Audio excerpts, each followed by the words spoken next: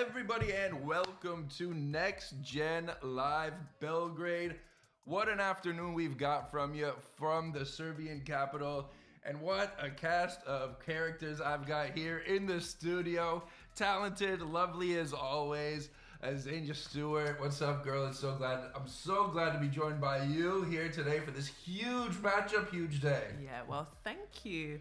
Well, just to introduce myself really quickly, I'm a former British basketball player, played at the Olympic Games in 2012 in London. Woo! And then also now an international commentator. So got the privilege to commentate in Paris this summer. The best of the best, Olympian on the floor, Olympian on the mic, Olympian in basically everything that you do. And who else? And before we get to our very, very special guest here, we've got David Hine, right? Yes, David Hine is our NextGen expert for you guys in the live chat. Any questions about the upcoming first place game, go ahead, shoot it over to him and he'll keep us and us. Listen, this is a challenge all afternoon long. Try to challenge him, try to test him, try to stump him. This guy's unstoppable, David Hine.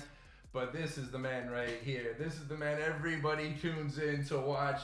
Nikola Vucic, man, what's going on? First of all, a member of the All EuroLeague 25 team. What does that mean? You've done everything. You've won titles. But this is like gotta mean something that's just completely new to you, right? First of all, it's such a pleasure to be with you guys.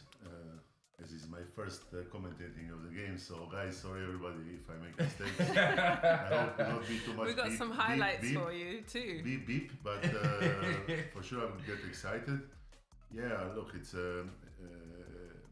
nice, and like my wife said, wow, you're winning trophies even you finished the career 10 years ago. So yeah, it's of course it's an honor to be in such a group of players and such a award. I think.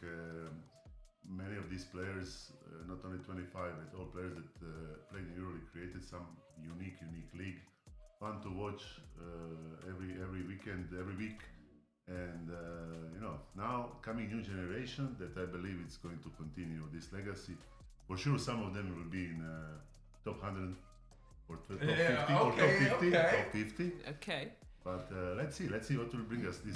Maybe somebody from one of these two teams that we're about to watch tonight. If you're just joining us, we've got a huge matchup today with INSEP Paris and AC and Emporio. AC. Yeah, AC Milan, right?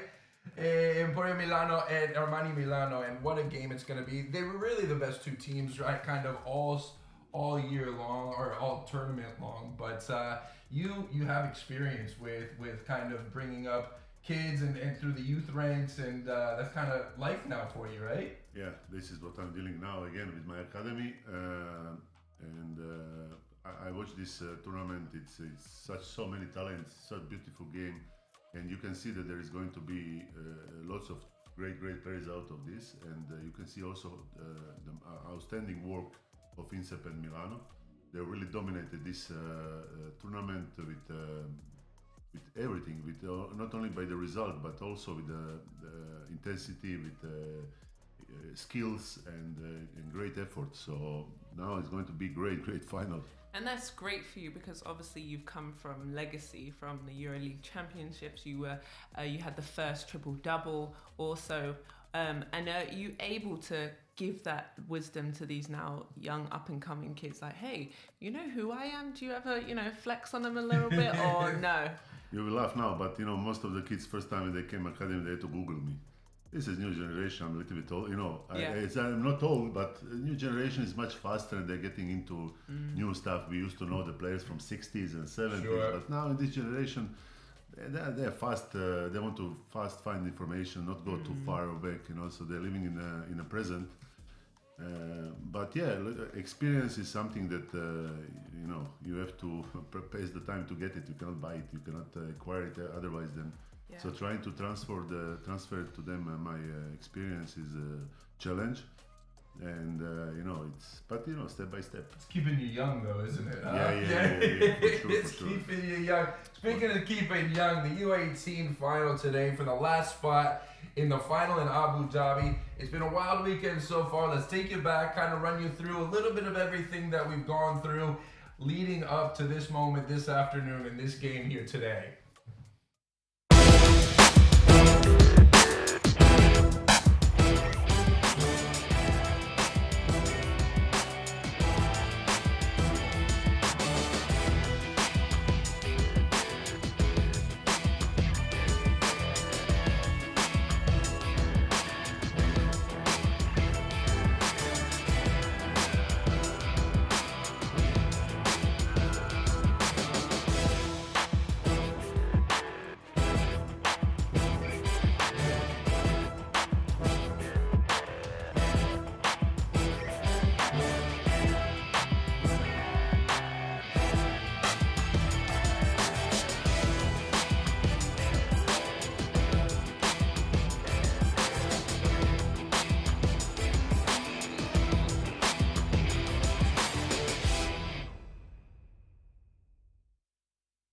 Xenia, Nicola, I think after seeing the highlights, seeing all the games this weekend, I mean, I've been dreaming in basketball. I hear the balls bounce. I've been watching so much basketball lately, and I'm sure you have too, because you were just coaching right before you came over here, right? So I think after watching all those games and all the last couple of days, did we get the best matchup?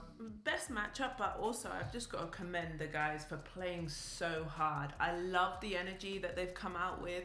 You can see the intensity. They're sacrificing their body. They're diving on the floor. They're clapping. They're playing hard. And to play something like this is just showing how much it means to these guys, to all the teams. We've seen some great games over the weekend. I've really enjoyed, especially at this level. It can drop sometimes, but they're really showing their grown man what they're moving on to. So I've really enjoyed the intensity of the games. Yeah, you could see that teams came, especially the first round. You could see that everybody came with a dream, and NGT become such a powerful and important tournament for the young players, and everybody wants to show their best, and of course to go to Final Four, it's best event in European sport in such a weekend that everybody wants to be there, and especially this year it's in Abu Dhabi. It's a little bit exotic place. Everybody wants to see what's going on. Yeah. So you could see on kids' excitement and how much it means to them. You're right. Well, it all got started out on Friday with round one. In the first matchup, the kind of highlight matchup of that round one, it was one of the finalists from today's final that's coming up, first place game, Juventud against Milan. And this was a game that really from start to finish, it was dominated by the Italians. Milan, they came in, they defended well, they ran the break. It was really their three-headed monster that they have, not just in this game, not just in the game we're about to see, but Lonati, Garavaglia, and Swigo. Those are the guys who are going to be causing trouble all game long here today. They did it in round one, they did it in round two, they did it in round three. And here they are battling for a chance to get to Abu Dhabi and the NextGen finals. It's a team that knows each other pretty well, and you can see that really kind of throughout the first three rounds. They play well together. There's a lot of cohesion, great chemistry, and then that round two, this was a huge one. Yeah, I loved. Honestly, this could have been a final. No, we were talking about it in our chat. This could have been a final, and 40 minutes wasn't enough. That we had to go over to overtime and then double overtime. It was incredible. Also, double technical of NextGen's coach Douglas. Coach Douglas, he got kicked out. It was just a lot going on that I was on the edge of my seat, to be honest. Loads of guys stepped up. I loved what Cameron Window did. He had 15 points. He was clutch, getting them into, the overtime. There was just so much action constantly that, like I said, 40 minutes wasn't enough. I was like, another one. I loved it. I honestly thought this could have been a final. And then this was, Nicola, this was the one to get to the final here yesterday. Yeah, this is the game that I actually expected it would be much tougher for Milan, because I know the players of Red Star, and but Milano came unbelievable. You know, they over rebound them. I think they had like 21 offensive rebound and 50 rebounds total, and just the size of them was. They overpowered them. You know, game was equal first half. They were trying to get it. You know. But they just overpowered them and you know, really dominated in the end. I couldn't expect this will be the difference in the end, but so much talent, so beautiful basketball to watch. I really enjoyed from the beginning to the end. Yeah, well, here's all the results from round 3. It was just incredible. Round 1, excuse me, first of all, Belgrade versus Tel Aviv, 84-59. Yeah, then I mean it was all the way down. You kind of figured out who were the top echelons of each group, and you figured there was going to be one game that kind of pushed each team onto the final. That was NextGen in Paris, and it was Sabine Zvezda and Milan yesterday. But Super, we have to also give the credit, because playing this many games in, you know, such short time, it's a lot. Even if you're young, you can run around and recover, but it's still to play at this high level, to score this many points with this, like, you know, the NextGen game was incredible. They played over into double overtime. That's a lot. So really shout out to all these guys, even if they didn't make it, to play this many, to represent you know, Tel Aviv and Paris. It's just been, I've really enjoyed this more than I thought I would, actually. Really. No, everybody who's just watching for the first time or just kind of tuning into us, it's actually one of the coolest products around Europe, around the basketball world, and honestly, you guys obviously played for your entire lives. You know what it's like to have to play not just one game a day, but like these guys, this will be the 4th game in 3 days. So what are these guys feeling coming in when you know you're so amped up for this game, but your body's got to be saying, oof, this hurts. But they are young, you know. It's faster recovery for sure. They also have bigger rosters. Both teams have rosters that can, you know, help them and keep them fresh, right? Keep them fresh. For sure, it's going to be now adrenaline on the highest level. This is the, you know, one game, one ticket. Yeah, I'm sure they're going to get super excited, and let's see how this game will go. You know, it's I don't expect any team run immediately for the some kind of advantages, but you remember being a kid back in the day and being these kids' age and having guys you grow up and kind of idolize. I mean, what was the team you always watched? It was EuroPlastica, right? Yeah. I started actually play basketball because of EuroPlastica, and in EuroPlastica the year after they finished, they won the third in the row. Good timing. So I came in the club that, you know how to win and how to produce the players, and I couldn't get luckier more. And as you obviously became that veteran piece and you played with younger guys like Kostas Sloukas and Milos. Good luck. Teodos. There we go. Milos Teodosic. We worked on that, don't worry. Just being that veteran guy, and you've got these younger guys coming up, how did you put your arm around them and really help them, show them the way, but also be that veteran in example? My 2 years in Olympiacos, actually, I had both of them, and such a talent. They came young, and this is actually the real example how they were lucky also to come in the team with Papa Lucas, with me, with Princesses, with the players with experience. They want to share with you, they give you confidence, and this speed up developing of the player, developing quicker. They are becoming important pieces in the team because this experience, you know exactly where you tell them where you're going to be, where you're going to pass the ball, what they should expect. And of course, they are two super smart guys and super talented. And can't believe that I play both of them and they are still playing. They are, and playing well too. And amazing. And what would you say to like younger prospects, these younger next gen guys? You know, what should you be moving towards? How do you want to be playing in these tournaments to, you know, potentially even be seen or? Yeah, but look, this kind of tournament. First of all, young kids shouldn't fear of mistakes. This is something that. It's common in their age, and sometimes it's blocked them to try to do something. You know, it's. I always say to my players, when it's good shot, doesn't matter. It's on in and out. There is a good pace, and you turn over it. Okay, it's good idea. Support a good idea, good shots, and to develop the confidence. Today time, it's especially important to.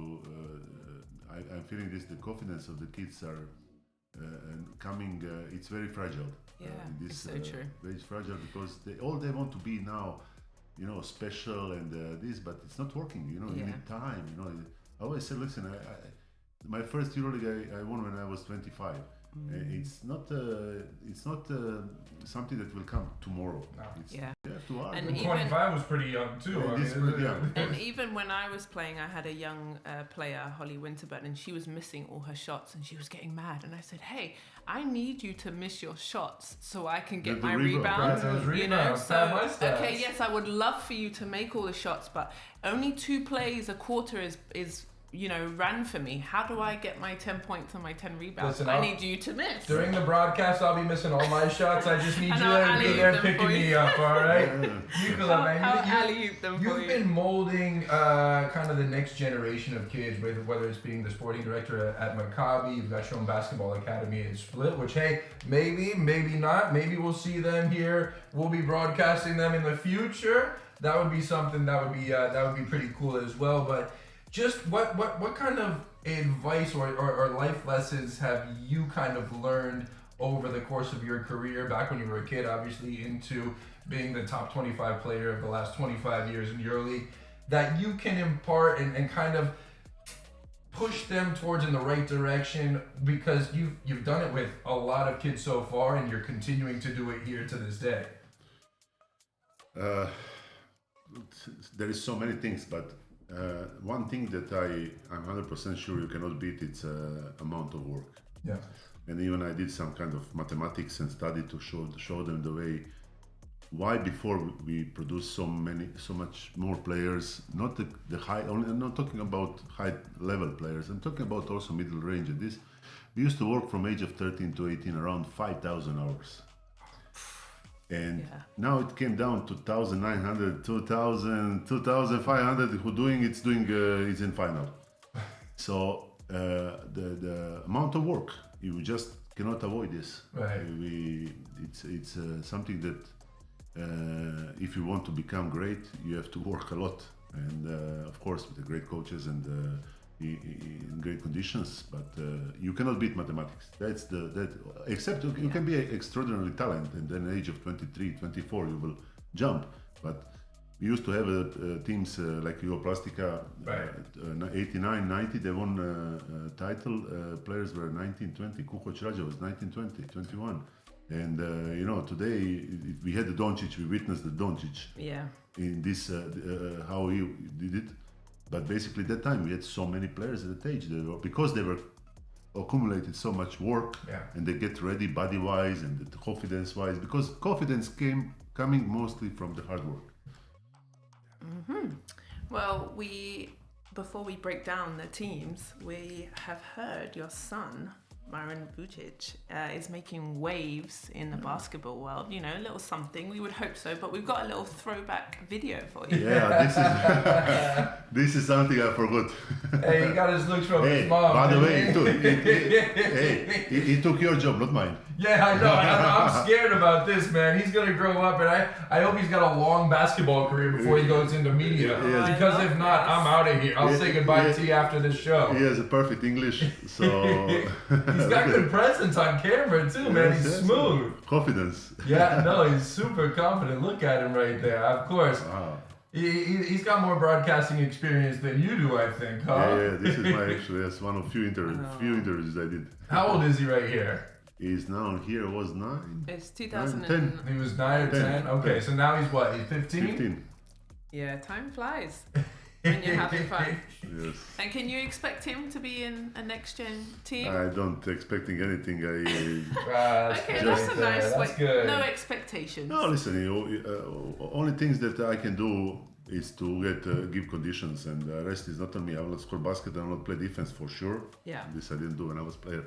So it's up to him to fight for the chance. Not only him, all my kids in academy. I have very good talents in academy, and let's see. They'll all be fighting for the chance to have the chance that these two teams here today have. EA7 Emporio Armani Milan, and really they dominated Group A from the very start. And if you watch the entire thing, they were the deserved representatives out of Group A.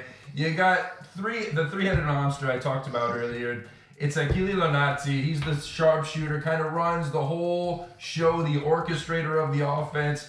Diego Garavaglia, who he's going to step out on the perimeter, and he is deadly from the arc, and then the big boy right there. Wow. Look at him. How tall are you, Luca? I'm 2'11", but he's 220. He's 220, man. And he's running. Wow.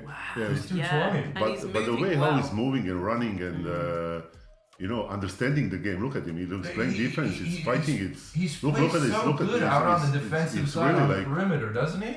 Yeah. He also shot the trees. So look, he's going to be great player. I wish him all the best and the health. How do you keep a guy like that who's got a really bright future? Now everybody's talking about it, kind of focused and concentrated, and making sure that he's doing all the work that needs to be done. For sure that the big guys of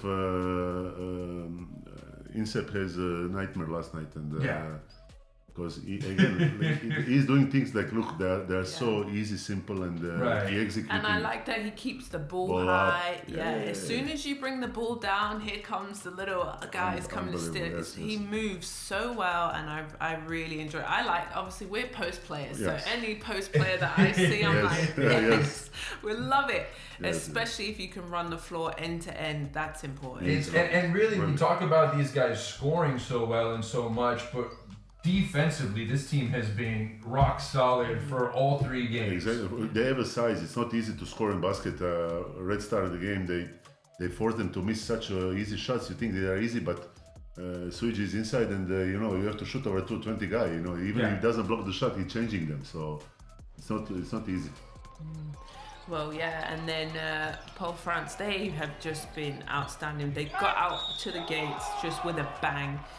Beat Trento 73-43. They dominated from the absolute get-go. We was in double digits really early in the first half. They moved the ball well, which I love.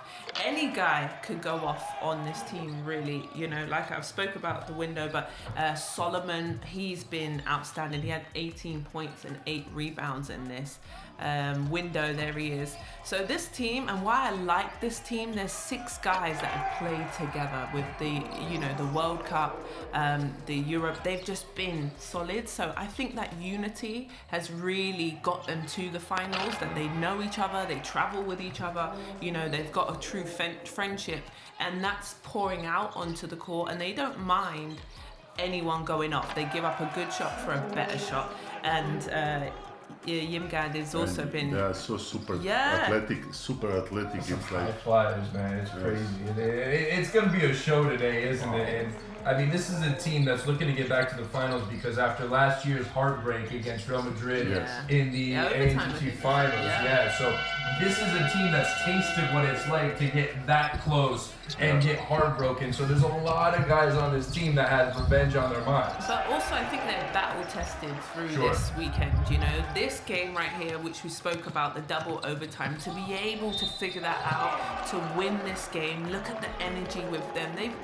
They've had blowout games. Now they've been tested, and then their third game was also, they won pretty easy. But I think that's going to really help them in this final. Yeah, I mean, that's my guy right there, Luigi Swigo, 220, 2 meters 20, and he, if Milano's going to have a chance, I think he's going to have a huge day. Yeah, definitely. It's he's Milano big advantage, and everybody playing confidence around him because they know he has their back, and also he's great pick and roll player and great offensive rebounder. I think he has 4 or 5 offensive rebound per game. Yeah. No, and then it's a very balanced team too. You look at the forward, Diego Garavaglia, and he's a guy where he can do a little bit of everything. He can get at the basket. He can step out and hit the 3-iron. He's a guy who stretches the defense out a lot. 12.7 points to 4.7 rebounds a game, and he's shooting the ball well from the outside and outside. But this is the leading scorer for the Italians, Achille Lonazzi, and man, this guy, he can put on a show. When you got a guy inside that draws so much attention down low. When you have a Swigo inside, all these guys look small, but Yeah. but both these guys are 2 meter guys, huh? 2 meter guards to have it's a big advantage. So Yeah. And Noah Kwerkul, he's just been playing outstanding. I think, he's long, he's lean, but also the next big thing, the couple of these guys that are being, prospects for NBA drafts in 2027 and there's a lot of talk, especially in France. Obviously, this is the honey hole right now. Yeah. Especially after Victor Wembanyama, they're looking for their next piece.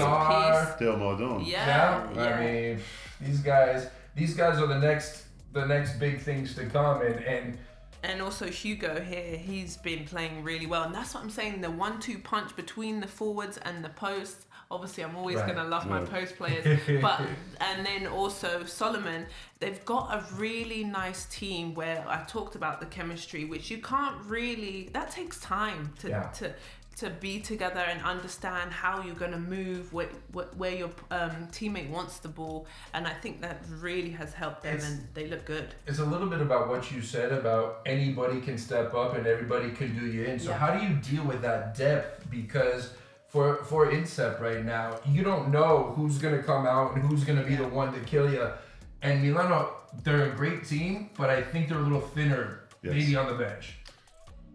Look, Milano has these 3 players that they are making huge advantage inside, and all other guys are helping. But in INSEP, you really have some guys that they suddenly can step up, somebody that is not showed the last 3 games and change the game. So I don't know what to tell you. I bet on INSEP, but it's all going to be. I'm sure that the coach of Milano will shorten down rotation to 6, 7, 8 players, and that's it. And go all in. Go all in, and let's see how INSEP will keep up the pressure and try to make them tired. So. You gave us a little taste of who you liked coming into this game. So now we want your prediction. We want your full prediction. Not just score, not just winner, but an MVP as well. I want the whole thing from you. Ooh, okay, here we go. Do you need a drum roll? Yeah, right. He's waiting for dramatic effect, so it's like it's his first time.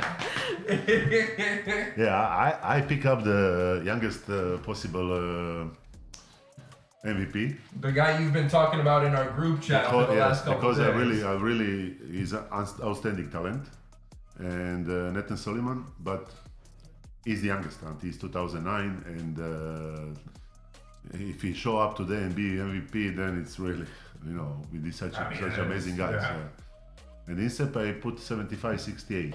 Okay. I believe it's not going to be a high-scoring game because they are really good defenders, both teams, with a big size. But again, can be some blow up.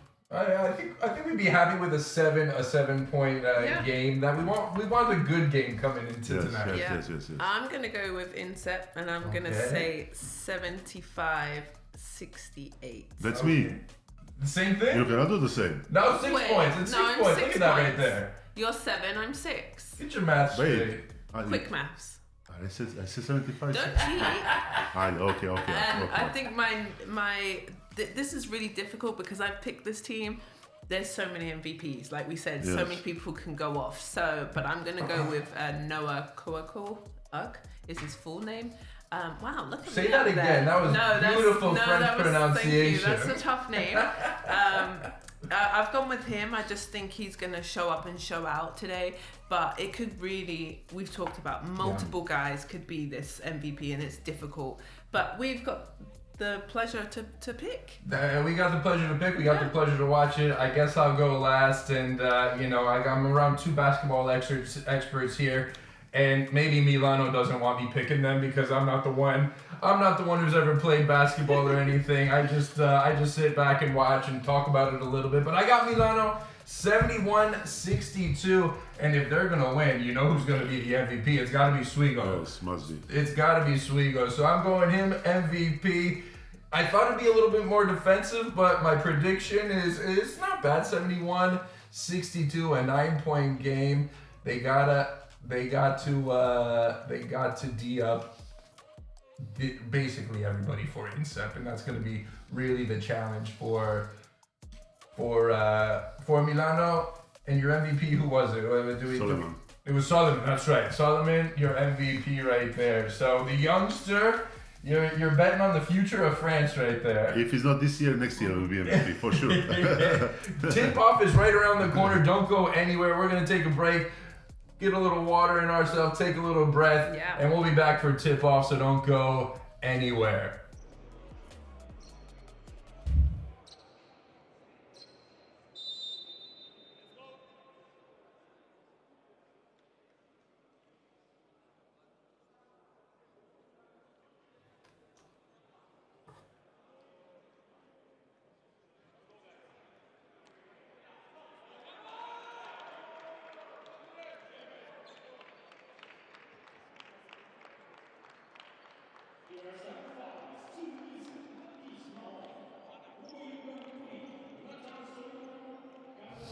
Hello everybody and welcome to Alexander Nikolic Hall in Belgrade. It is basically a hotbed of basketball talent, and what better way to end a jam-packed weekend than with two fantastic teams fighting it out for the last spot in the finals of the NextGen tournament in Abu Dhabi coming up during Final Four weekend.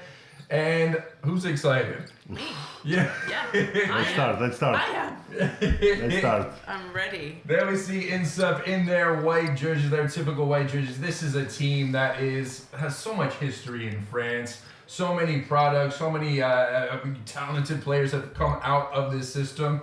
Milano, they are starting to rebuild. It's been a bit of an era of maybe underachieving perhaps, but they are back and they are at the top of their game. They're looking to get to their first ANGT finals ever, their first NextGen finals in club history. And we are just about to get underway.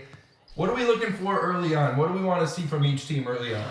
I think aggressive, get to the rim, make referees call fouls, get into your offense nicely here. Here they go with the double staggered down, so instantly they know exactly what they want. Nicola, you've been in EuroLeague titles, you've won back-to-back titles. Nerves are obviously a thing, but when you're this young, how much do they come into play? Oof. A bird! Check out the bird flying away in the necklace. There is a cat also, there's a beautiful cat there also. A cat, but a bird. Wow. Bird and cat, there is part of the Nikolic arena. Yeah. But look, this now, you can feel the nervousness of them. They miss 2 shots already, and the first basket come in, we're going to open the now the INSEP is right there. Now INSEP start to breathe. There's your boy right there. Solomon, yeah. So Solomon getting the first bucket of the game for INSEP, and Milano right down low. That's a beautiful dish, and Swigo answers right back. And now they can, both teams can just settle in. Like you said about the nerves, the adrenaline is going. You know what's on the line. You're trying to get to Abu Dhabi. Everything is going through, and when that first bucket just goes in, then you can calm down and get yourself into the game. How much of a luxury is it for INSEP when excuse me, everything kind of breaks down? They can just rely on their athletic ability.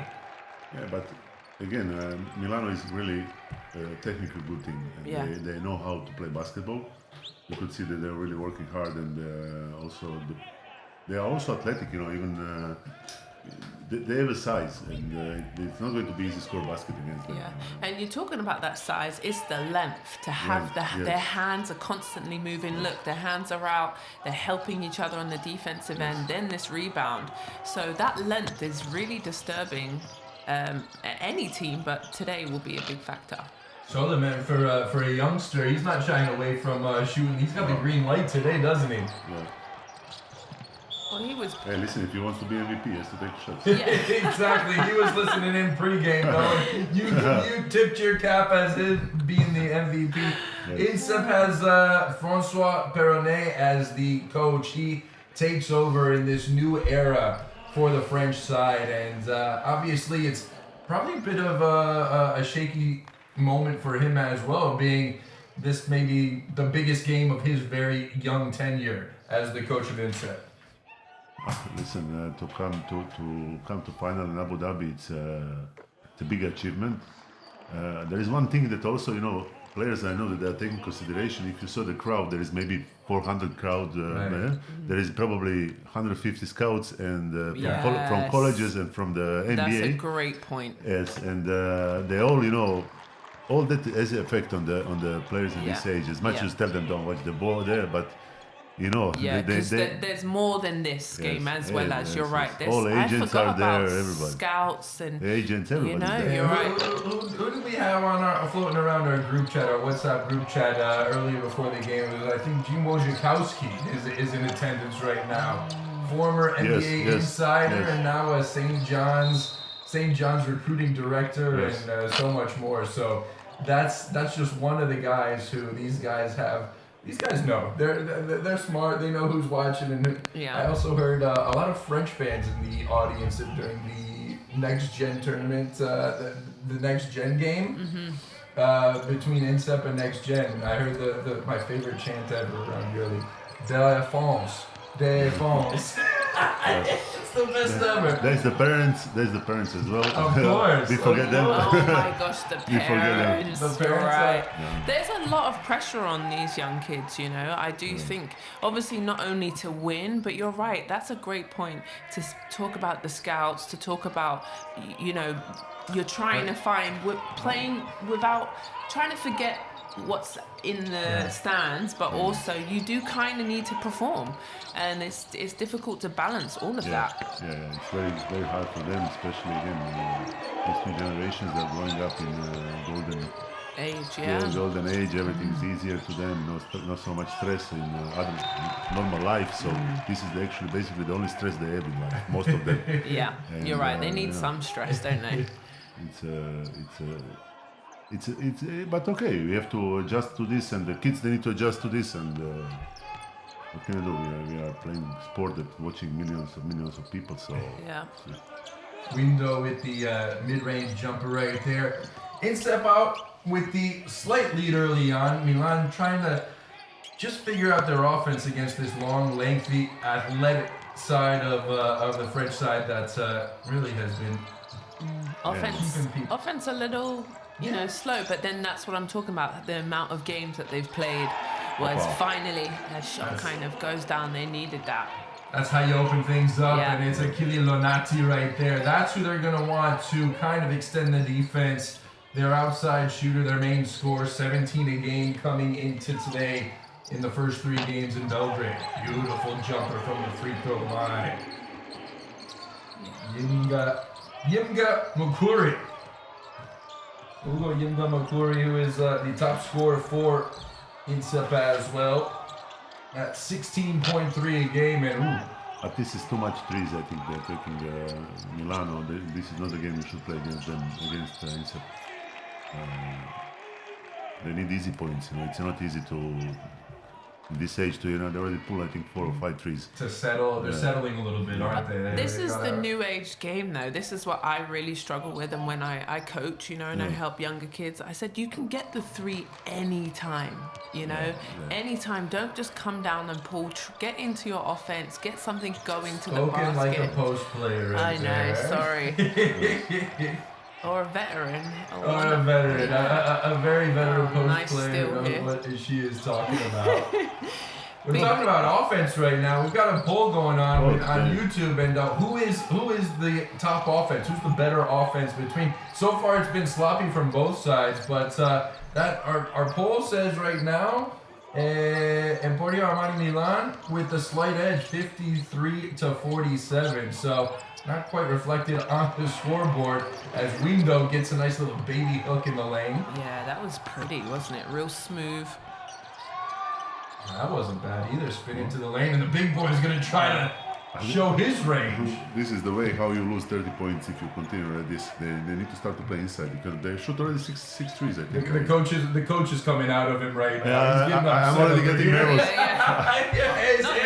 Honestly, I'll call timeout now. I'll call timeout. What is this? His hands are getting sweaty. He's wiping his palms on his jeans.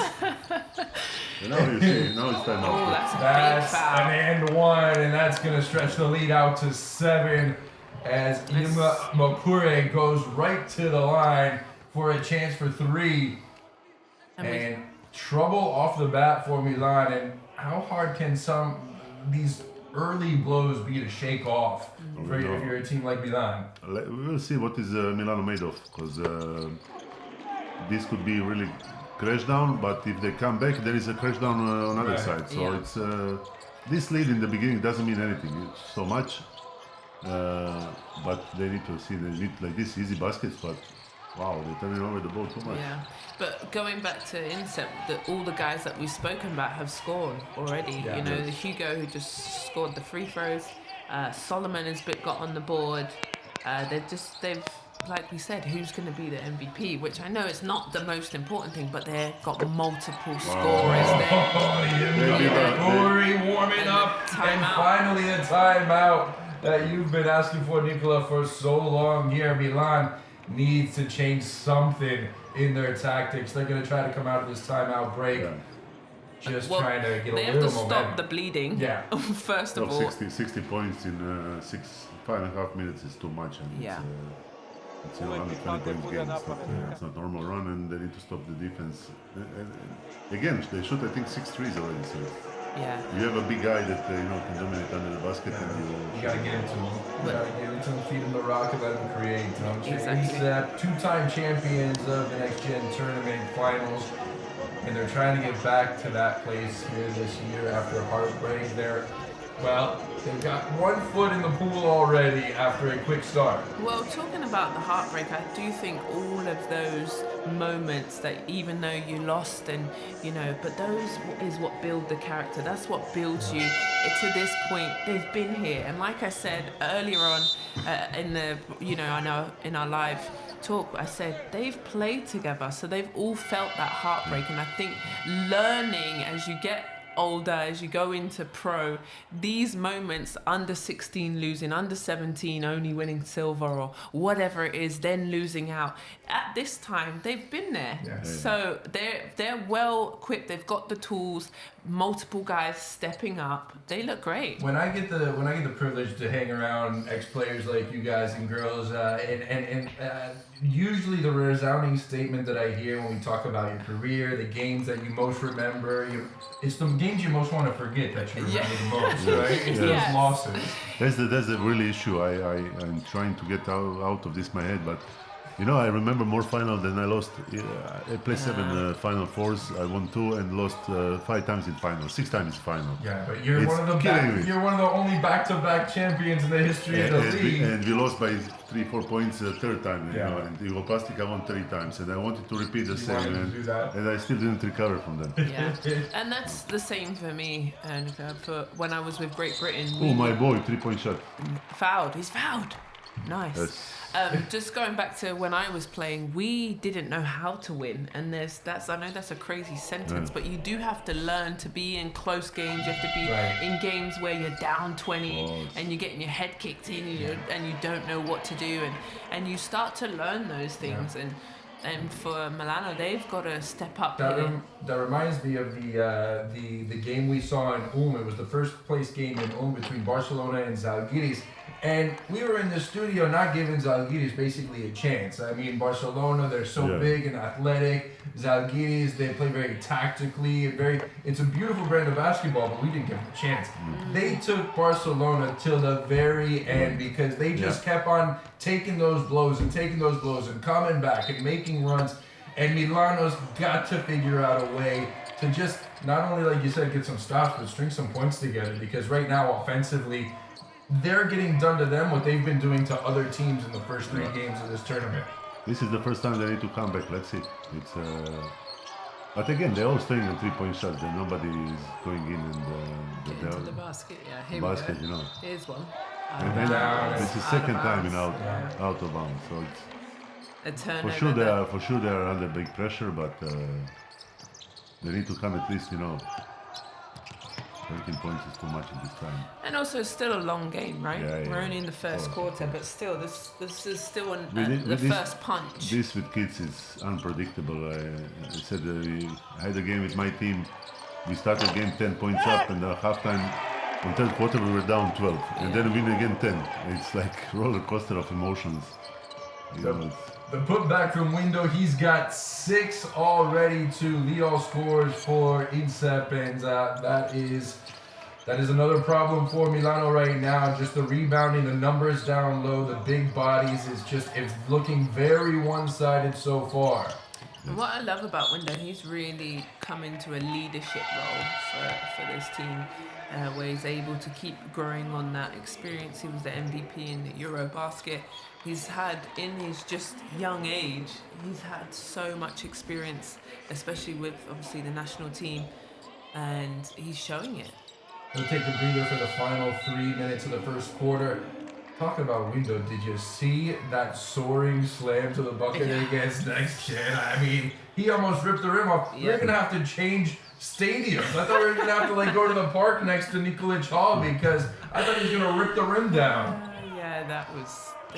They've been so fun to watch, and I'm glad I've picked them. I don't want to talk too soon because it's way too early, but I knew just them being together, look on defense, they're helping each other. Look at that. They've called a foul, but that's fine. The help defense coming over. So you just want to see the ball go in the basket if you're Milano right there. You get a great look, and you can't get that one to go. A couple free throws to come from Swigo will make maybe things ease the pain a little bit, but in the terms of in their offense, they've just got nothing going so far. And maybe sometimes you just need to see the ball go through the net at the free throw line. Yeah, like this, some kind of basket, give you a little confidence, and they need to stay in the game. Mega are already on to Abu Dhabi after winning the qualifiers in Istanbul. Barcelona won in The one in Munich was won by NextGen Munich, which that won't mean that they are going to that, so there will be another team filling in for them. But obviously, this is a big game, to say the least, with big stakes on the line. Yeah, the final ticket. Yeah, the final ticket. The golden ticket. The golden ticket. Who will it be taken by right now? It's INSEP with a commanding 13-point lead so far. And I just really love that, this opportunity is out here. Because when I was growing up, and I'm guessing you too, there wasn't anything like this, to make a Final Four, to be in that's a nice little turnaround hit there. But to have this opportunity is huge. To have the showcase, like you said, I that's really cool that you've talked about the. Honestly, I think we should have it more. Yeah. It's just the local leagues are not strong enough as used to be, and this is beautiful to watch. And kids are growing, kids getting experience that they cannot get in the local leagues. And maybe just a little momentum coming from Milano right now. A couple turnovers, a couple quick buckets, and if they can get one right here, especially 3-point kick out. Triple try, that was in and out, but the rebound is still loose. It's going to INSEP, and that won't please the coach of Milan too much right there. But he knows these boys are fighting. They responded a little bit. Yeah, fighting indeed. And that's what you want. And they need multiple possessions, They're getting good looks at, shot. They need rebounds. If they score, 1, 2 threes that they shoot, it's open shots. Game will be tight, but so much pressure on that ball. Yeah, Mathieu Ranietz is going to the free throw line, and he just came in off the bench. He'll go straight to the line to shoot a couple, put his name on the scoreboard, perhaps. That's another thing with these young kids, especially when it gets late down into the fourth quarter, those critical moments. The free throws aren't always as automatic as we're used to seeing, obviously, in the higher leagues, and that's when things can really get interesting. The free throws really, really can change these games here. Like you said, it's different pressure, on the free throws when you're young. You see, it's free throws. But this is priceless for them. Games, to have this feeling for them is priceless. We used to have to run for that and miss box out free throw. Oof. Oh yes. You're running. Nice. Oh, he gets the roll off the leaner in the lane, and all of a sudden Milano starting to see the ball go into the basket. Just a little more confidence, perhaps growing a touch here in the final minute of the first quarter. We've got a 10-point game. It's the French side, last year's finalists, in control so far. The Italians just trying to stay in this game. Clanks that one off the back heel. Coach wants to call timeout so much, but it's the end of the quarter. Opa. Pull up. Yo. Way off the mark, and Nicola didn't like that one very much. And also today times so many air balls. I don't know what's going on with this. Maybe the bird. I don't know what's going on with this air ball. Flapping to the wings. Yeah. Chance for one last possession here to end the first quarter.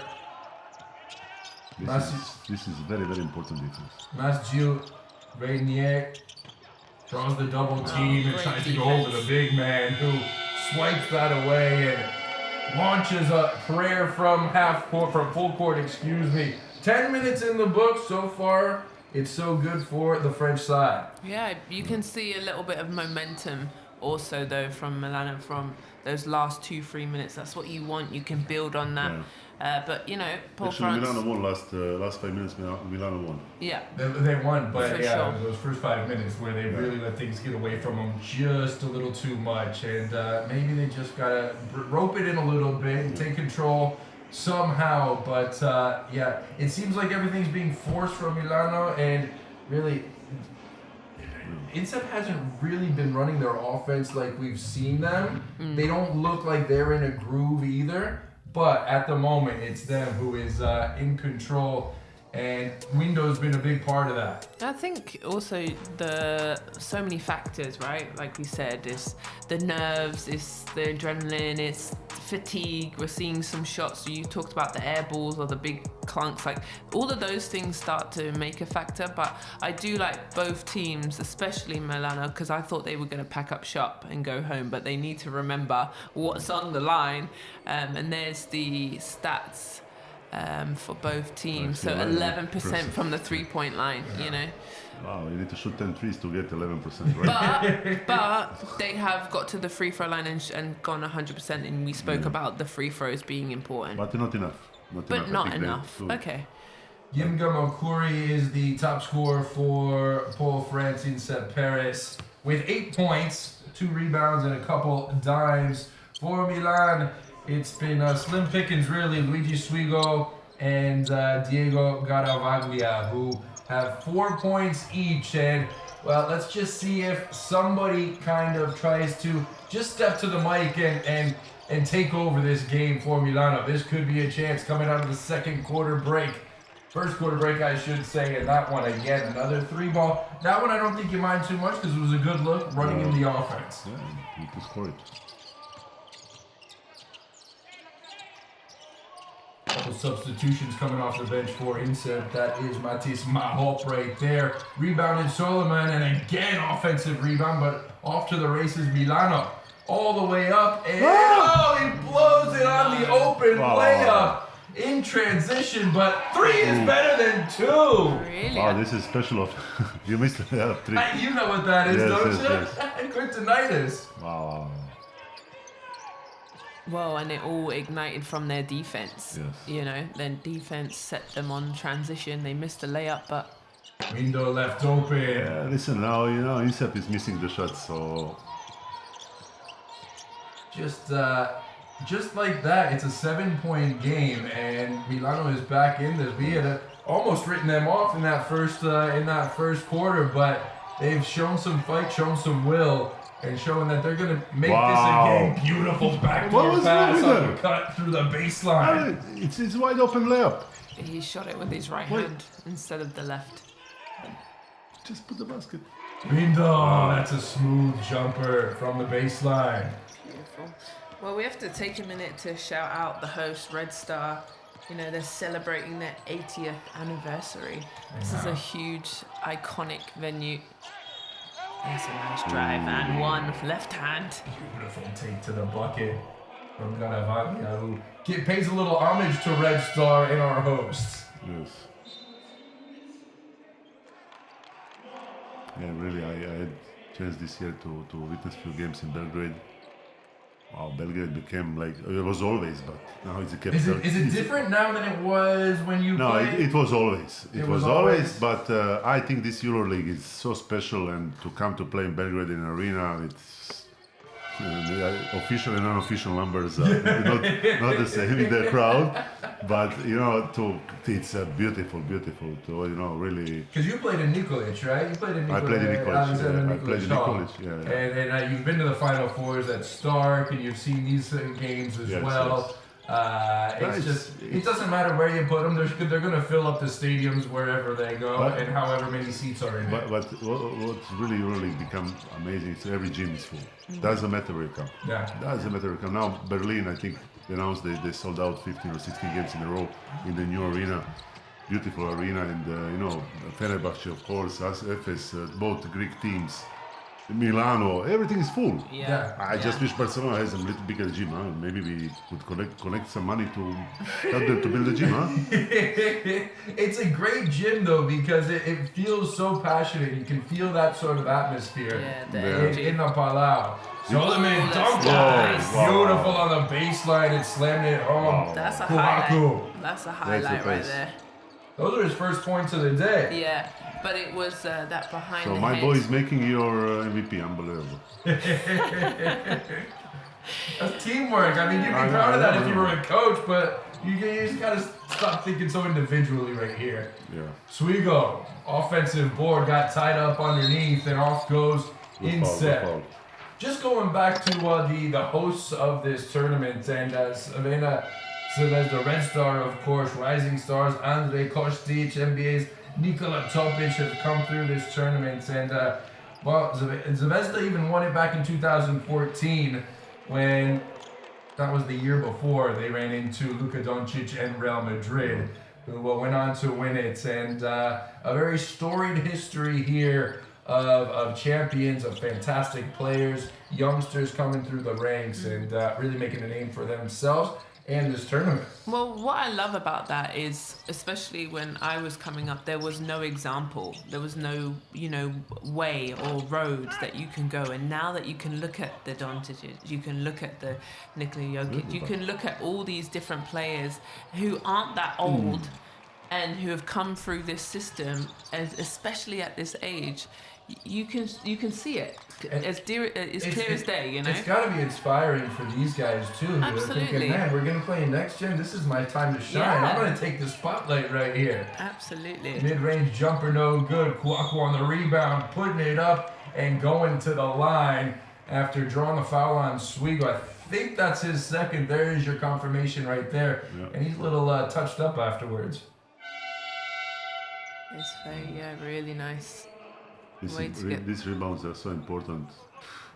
They shouldn't. Well, that's my MVP right there. So go on, get it. Shoot them free. 19 to 13, the edge for Insep in rebounds so far. So you can see it. There have been 7 offensive rebounds already for Kouakou's side, and he is at the line where. Well, he's usually a pretty good free throw shooter at 71.4% over the last three games, but couldn't hit that one. Just 2 points so far, and he was one of the ones that I think was looking to have a big game and make some headlines. We got time. Lots of time to go, and he splits the pair from the charity stripe. 9-point game. Milano still trying to claw their way back, a little closer at least after a slow start.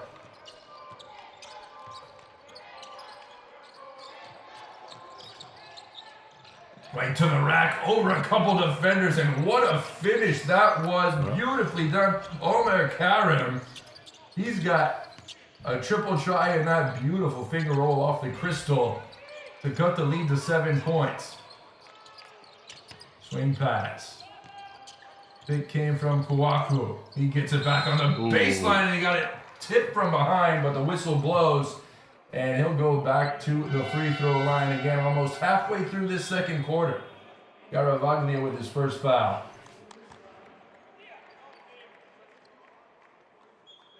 Now he's coming into his own, being aggressive, getting back to the free throw line. These free throws are only going to get him a little bit more in rhythm, and that's something that Milano doesn't want to see, because their top scorer, their top player, really is having a bit of a slow 15 first minutes, but that may not be the case here, closing out the second quarter and heading into the halftime break. Well, we got another poll, which is lovely. Thanks for everyone who's voting. It's who is the top scorer on the U18 poll France team. So it has Solomon at 45%, Noah Kouakou at 15%, Hugo Yimga at 25%. Sorry, as a rebound. Sorry. It's okay. It's interrupting me. Excited over here. And then Cameron Window at 15%. So the answer is Hugo. So love that. It's 16.3. How do you feel about saying the 0.3s?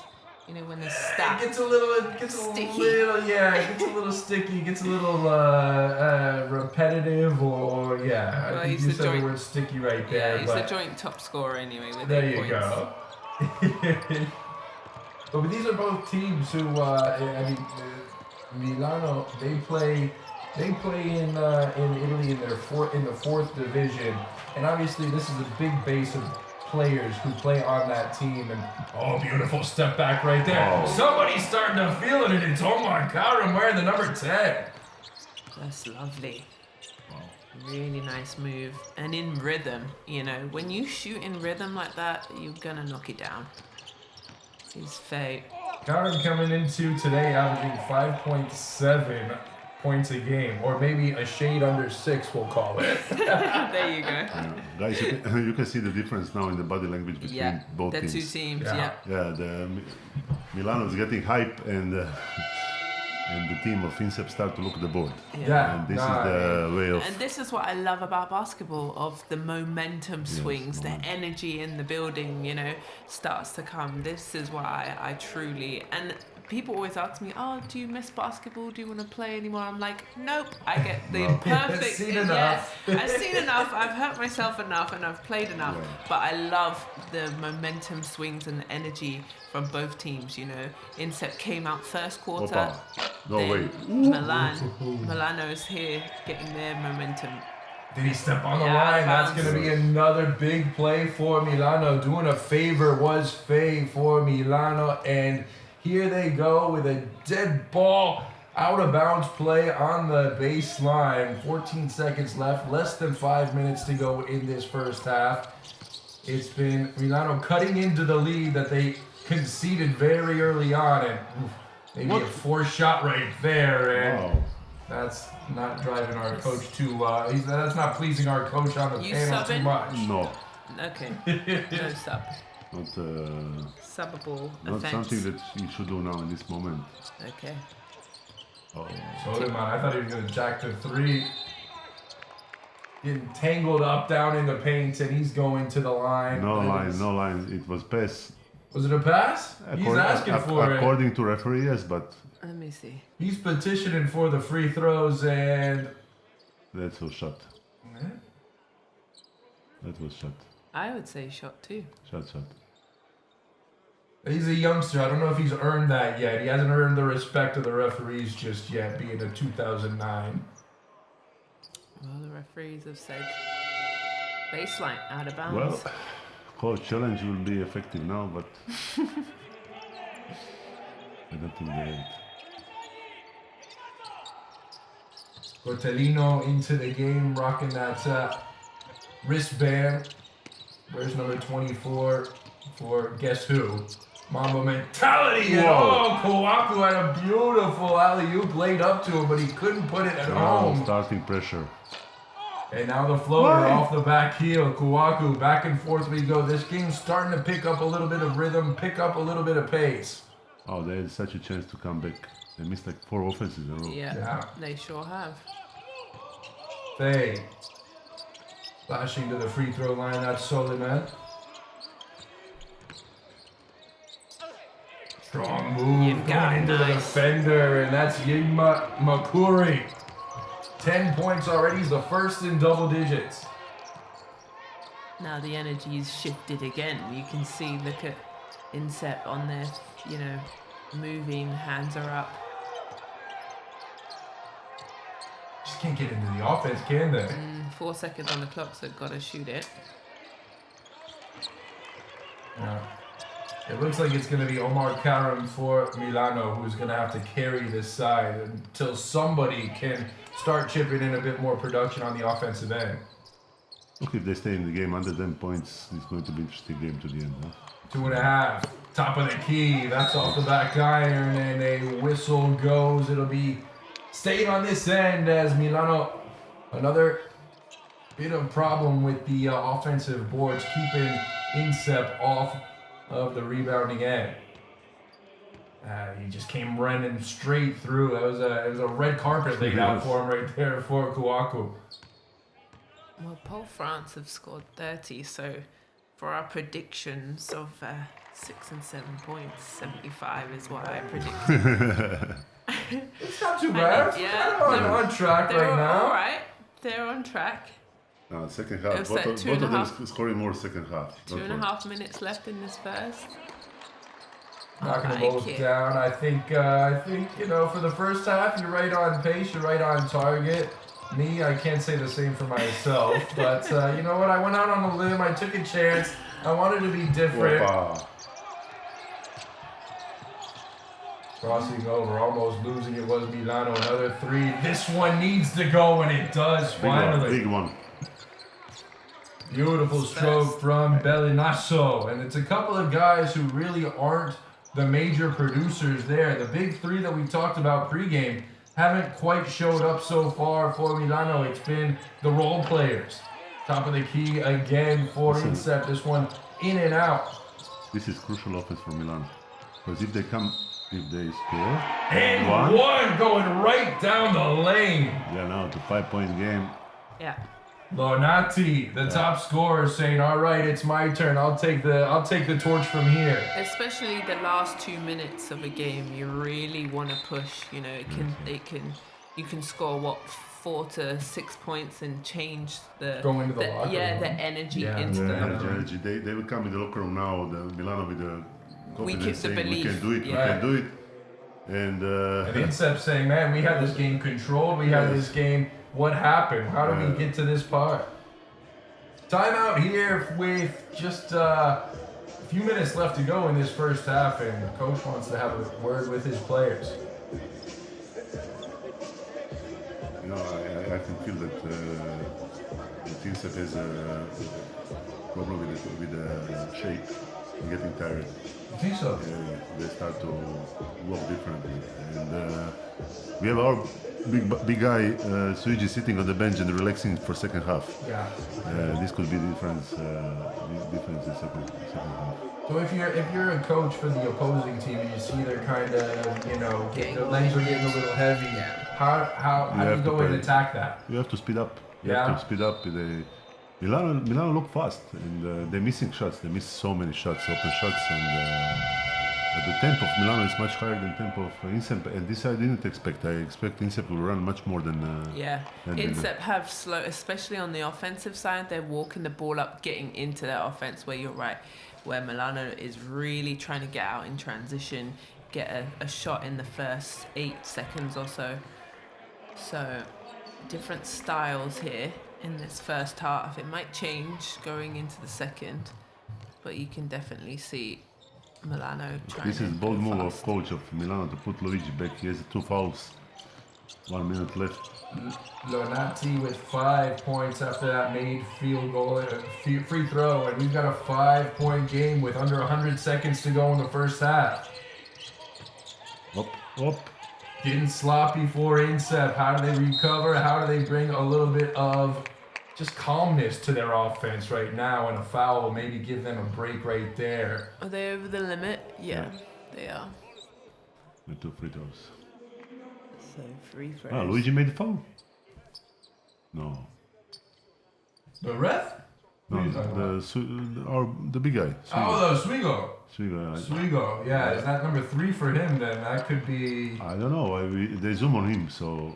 Give us a little graphic there. Come on, let's see. Who's working these graphics? Again, free throws, 1 for 2. Coming into today, Incep, they shot 70% from the free throw line, so not terrible numbers, but obviously not numbers that you can really rely on late in the game when nerves, pressure, legs are tired. We'll just get you confirmation on the Swigo foul, if it was or not right now, as I'm looking at the stat sheet. And Swigo, he's got 2 fouls so far. So I think that last one went on 10. Werther Bellinasso. Well, a timeout's been called. I think this is a good timeout just to make sure that you get a good play set. There's 8 seconds. Get a good look. We talked about that. Kind of finishing up strong the last 2 minutes. I think the coach of Milan is playing with fire because Suji has 2 fouls, and after this offense he should go out. Yeah. Not to get fouled. Yeah, third foul going into the third quarter really changes the game for you right there.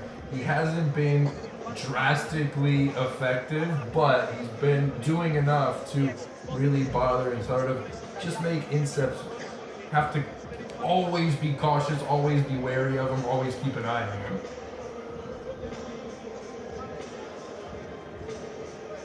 Wow.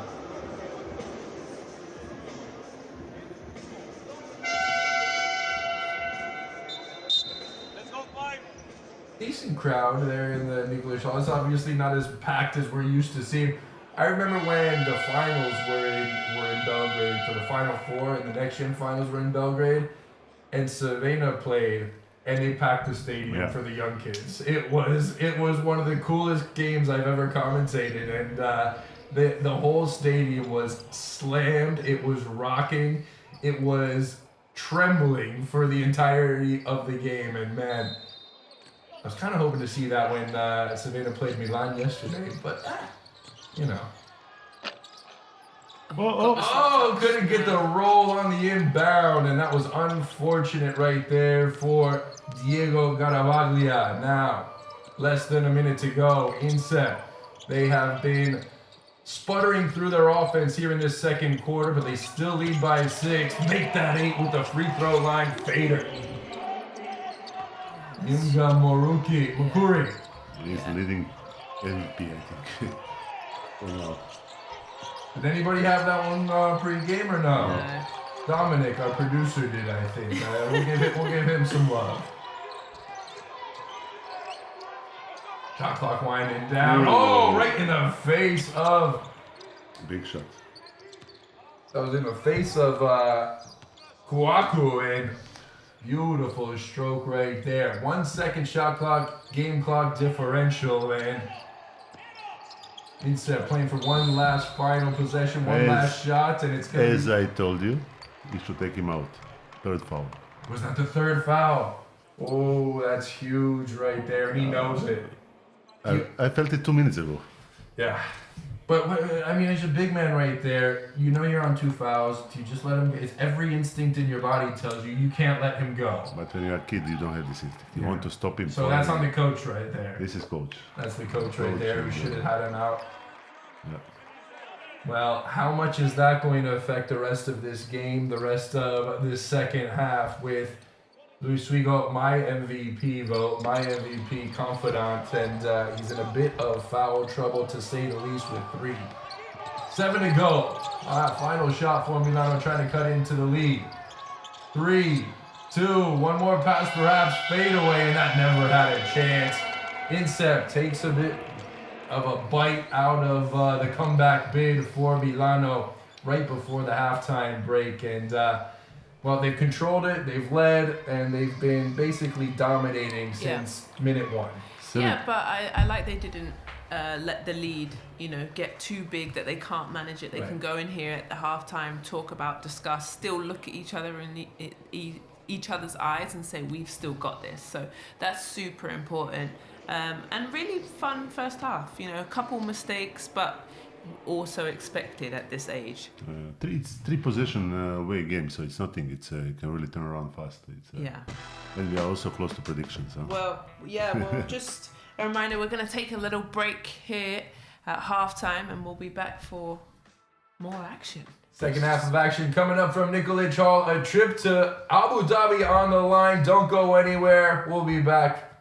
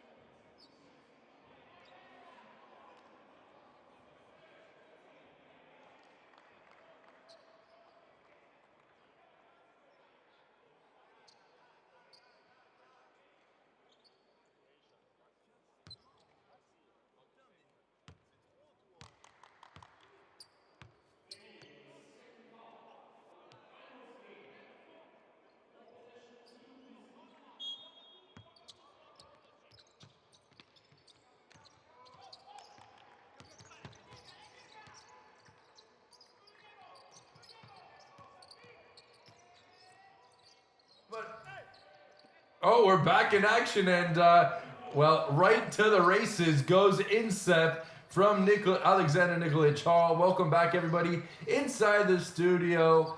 And we've been having quite the night so far, quite the afternoon. And Insep, it was a first half to really kind of exert their dominance and show exactly how powerful and how anxious they are to get back to the NextGen finals and maybe make a run at the title again. Yeah, and Incept had a great first quarter, winning that 21-11. As that's a nice little bucket turnaround. But then Milano came back in that second quarter, not by a lot, but definitely had the momentum, and they won that quarter 18-16. Insep looked like they're coming out kind of the way they started the game. Very direct, very intent on scoring and building this lead.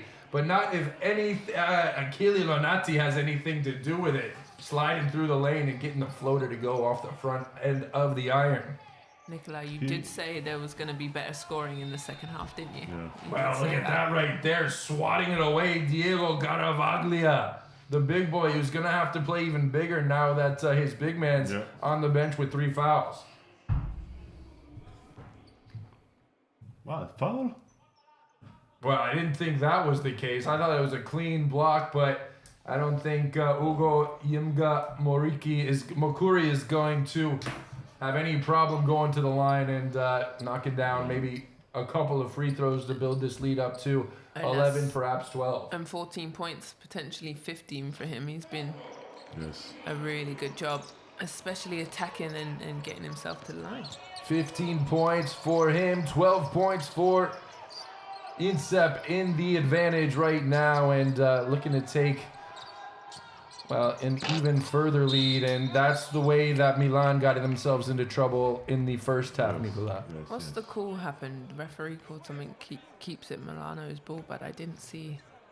Push say back. something, but I'm still afraid of getting punishment from EuroLeague. You're in the offices right now. You can just go shred up the paperwork. Yes, go up. No, I don't want to say anything. Did you ever get fined by the EuroLeague back in your day? I from EuroLeague I get one time technical. What'd you do? I said few Croatian words to referee. but to finish in EuroLeague to have only one technical. That's not bad, huh? Very good. Tracking down the loose rebound, the long rebound, Milano. Extra possession in the corner. That was a great look there from Lonati, and that's the boy you want to have with the ball in his hand. Yeah, but I like wide the open fight. shots, you see. You have this knock and down. Little full court press too by Milano, putting the pressure on Instep to try and get it over the line. Just making it a little tougher, exactly. But, you start getting these ticky-tack fouls early in the quarter, and that's just a way to send the other team to the line.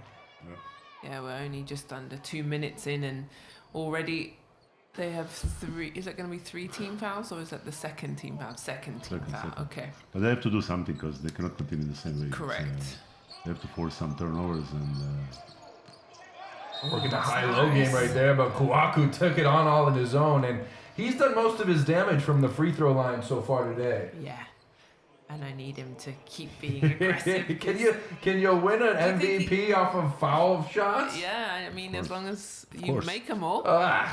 Come on, I want the flashy dunks. I want the behind the legs dribble, between the legs. Give me something good. This is old school basketball right here. Yeah, I love old school basketball. We have a president there, Igor Akočević.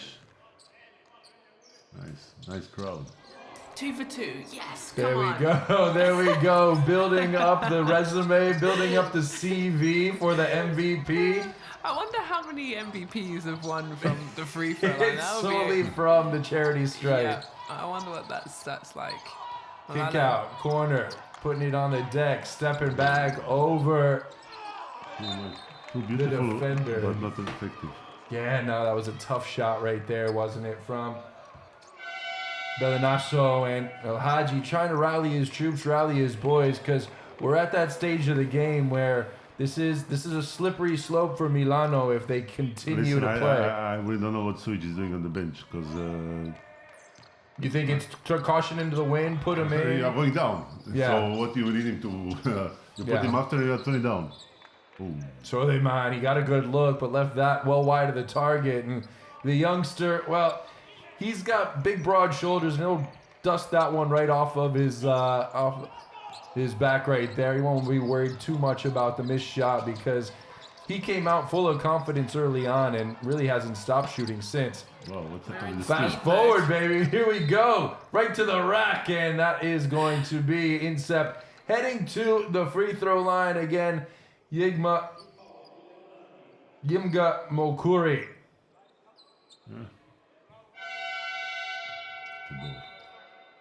Lonati again now with the with the foul trouble. So 2 of the 3 best players for Milano in some serious trouble here with still 17 minutes to go in this game. I think we should bring back all the full power, otherwise they will be 25 points down when they bring them back. So. And this will be the 25th free throw for Instep. They've done a really good job. Okay, they need to start hitting.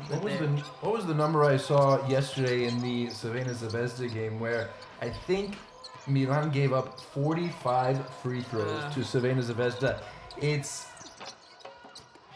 It's not the most effective way of just trying to keep your opponents off the board. And right now, Insep enjoying those freebies. Yeah, playing smart, slow tempo. What a shot there. That was halfway in and out, but the rebound once, not twice, but 3 times, and off to the line again. It's the top scorer today in Hugo Yimga Mokuri. Well, especially stuff when you're able to rebound multiple times, not once, not twice, good things always happen. And for Paul France to do that, and that's how you keep the lead, you keep building on the lead and putting pressure. And now look, Milano is over the limit, they're over the team fouls. Exactly what we talked about. And we've got 6 minutes, 22 seconds left, and they're going to be going to the free throw line for the rest of this quarter. That's way too long. And we spoke about free throws as well. With a team that with a tendency to foul a little too often, that's going to be an easy way to just build upon this lead. And that's what they have done. Suddenly, it's 17 points the advantage for last year's finalists in the NextGen finals from Berlin. There's the free throws, 21 of 27.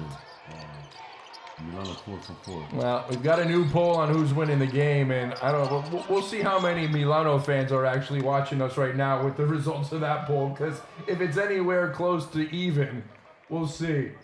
What do we got? Can we see it? Yeah, Incept is 58%. 58%. Milano is 42%. So there is 42 optimists. Ambitious, yeah. Very optimistic right now, especially with the way this third quarter has started, but understandable from the Italians. And there's the big jam off the alley-oop, throwing it down. Swigo. They didn't have enough of this during the game. They should play more inside. Yeah.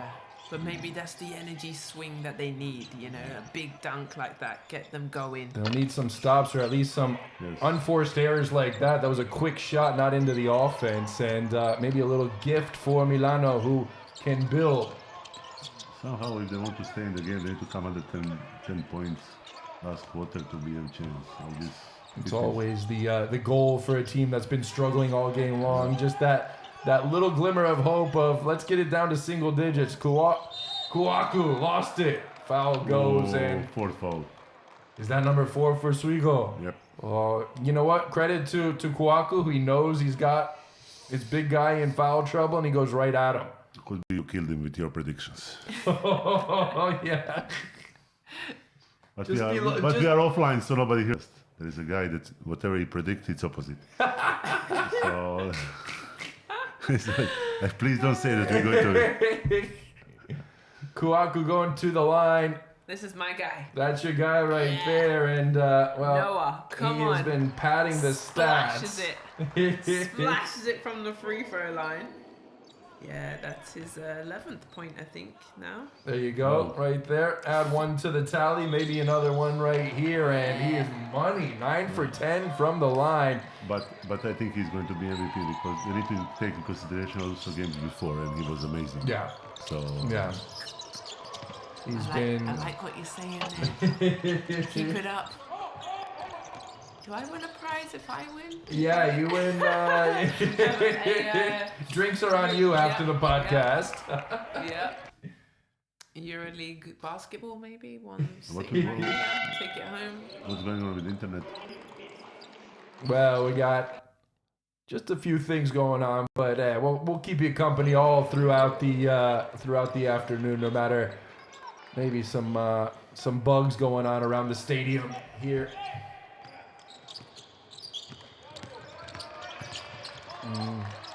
Nikolic Hall. Maybe it's just it's not used to being this calm for such a big game, because usually, you know, those wires, and look at that's the passion, the emotion right there. You can't hide it from Kouakou, who has started to really step up in the second quarter and into this third quarter and knocking on the MVP door. And what I love about that, what he's getting hype about, is defense. Yeah. You know, when you've got a kid that's excited on the defensive end, that's a huge rebound right there. But when you can get yourself going there, nice little floater. Off the glass going Garavaglia, and they'd love to see him get a little more involved. 9 points already. It's going to take a heroic effort from him and also from Lonati.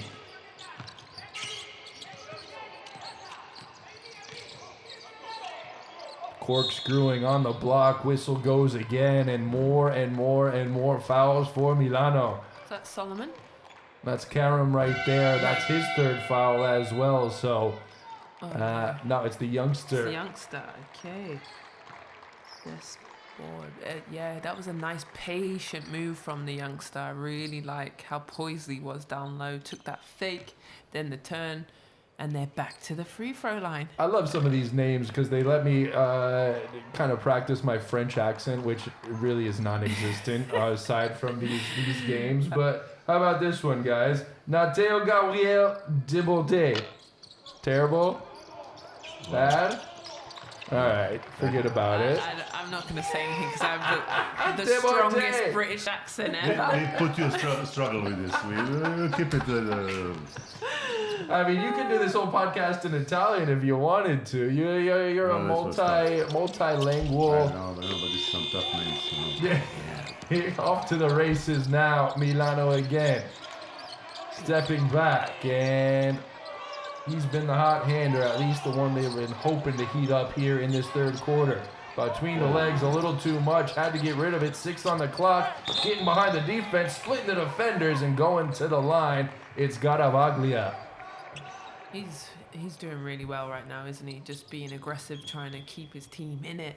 How much of it is just him not seeing anybody else trying to step up? I mean, you know, you got to want this moment, don't you? Yeah, basically, see Milano going with 5 guards.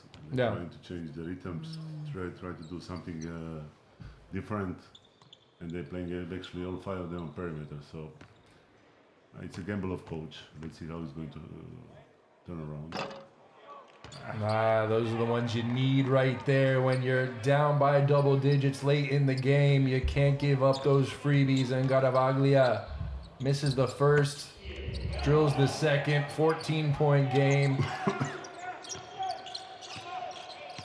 And now the name of the game is defense. It's what they've been doing all weekend long, Milan. Today hasn't quite been the case. Soliman. Down low. All the way out to the perimeter again. It's the youngster Soliman jacking the 3. Rebound still loose. And here come the Italians. Lonati saw it, but wasn't on the same page with his big man streaking to the iron. But Illard sacrificing his body there, flying on the floor to steal the ball. That's huge. He's one of those glue guys, I think, that comes in, gives you energy, plays, runs the offense well, can defend every now and then and throw his body on the line like we saw right there, and get the occasional floater from outside the lane. Beautiful from Allard. Good for him, and that's how you build the confidence of the coach and get more minutes. You know, you'll stay in the game when you work hard on the defensive end and then get a bucket down low. Good job for him. Lonati off the dribble, can't get the roll, and The wheels might just be starting to fall off for Milano here with 2 to go in the third quarter. Look at the rebounds. It's a big difference in favor of the French side. Way off the mark there. That was my main man, Matteo Gabriel Desbordes. Garaviglia, I think, right now is throwing caution into the wind. He's looking for any way to score, any way to get on the board. And it's come from a couple of really tough, hard fouls under the basket the last couple trips down the floor. It's been tough for Milano. They really haven't got themselves going, especially, offensively. Just trying to keep forcing and keep chipping away at this lead where it's coming a little bit easier for, Pole France. I just think they're sharing the ball. They're also going to their bench. They're keeping guys fresh. Remember how many games they've played in such little time. It's difficult, but I do like that Milano's being aggressive, getting to the rim and then getting to the free throw line. Well, that's the only chance, right? It's been a little bit of their only offense so far in the last few minutes. But it's do or die. Yeah, exactly. It's the last ticket. And still, it's a 14-point game, like you talked about, Nikolai. It's if you can get it 10. Under 10, you got a chance. Yes. If you can't get it under 10, the offensive board again. Oh, and he almost got the putback to fall, but he'll go to the line. So as much of a boost as it is being under 10 points going into the fourth quarter, if you don't get that, is it kind of does it take the rug out of you from under your legs? It's tough to come back. It's tough to come back when it's more than 10 buttons. We've seen it done We've before. seen it. But you've got to get some momentum plays. I was on both sides. Right. We had our famous game, Žalgiris Miracle. We were 7 points down, 40 seconds to go. Really? And you won? But I was also in national team, 19 points up, end of third quarter, and we lost the game against Turkey. Horrible. Against who? Turkey. In Turkey. Man. Championship in Turkey. Yeah. I do need to take a visit to Croatia, so I'll let you know when I'm gonna come to Zagreb or Split. Split. Zadar Split. Okay. You're a basketball person. You can come only Zadar and Split. Okay. I'm glad I got an invite. I just invited I myself. You can really. shoot, yes. If you ever want to come to London, my daughter studied in England, so I'm there often. Amazing. And that's getting to be more and more of a basketball town too these days, huh? Yeah, we're trying. We really are. And Great Britain's made Eurobasket, women and men. And Croatia didn't. And Croatia. Wow, that's a turning of the tides right there, huh? We won't talk about that. Don't worry. We must organize the championship. That's our only chance to win. Oh dear. All right, so we're back. Is this who will win this game or no? This looks like the same one. It hasn't really been altered too much in the last couple of minutes. Incep's still a 58% favorite to win, and that's, I think, as the time goes into the third quarter and into the fourth quarter, that's only going to get steeper and steeper as Mahop goes to the line where he has made a couple already, back to the line now, and he's got all 7 of his points from the free throw line. Well, what Pole France have done great in set is offensive rebound as well. They've got 14 offensive rebounds, where Milano only have 6. We talked about how important getting those second, third opportunities or putting the pressure on the referees and they're getting to the free throw line. That's what's been really successful for them. Sometimes it's not pretty basketball, but it's the hard work and they're showing that. That's a nice drive. Doesn't get the finish though.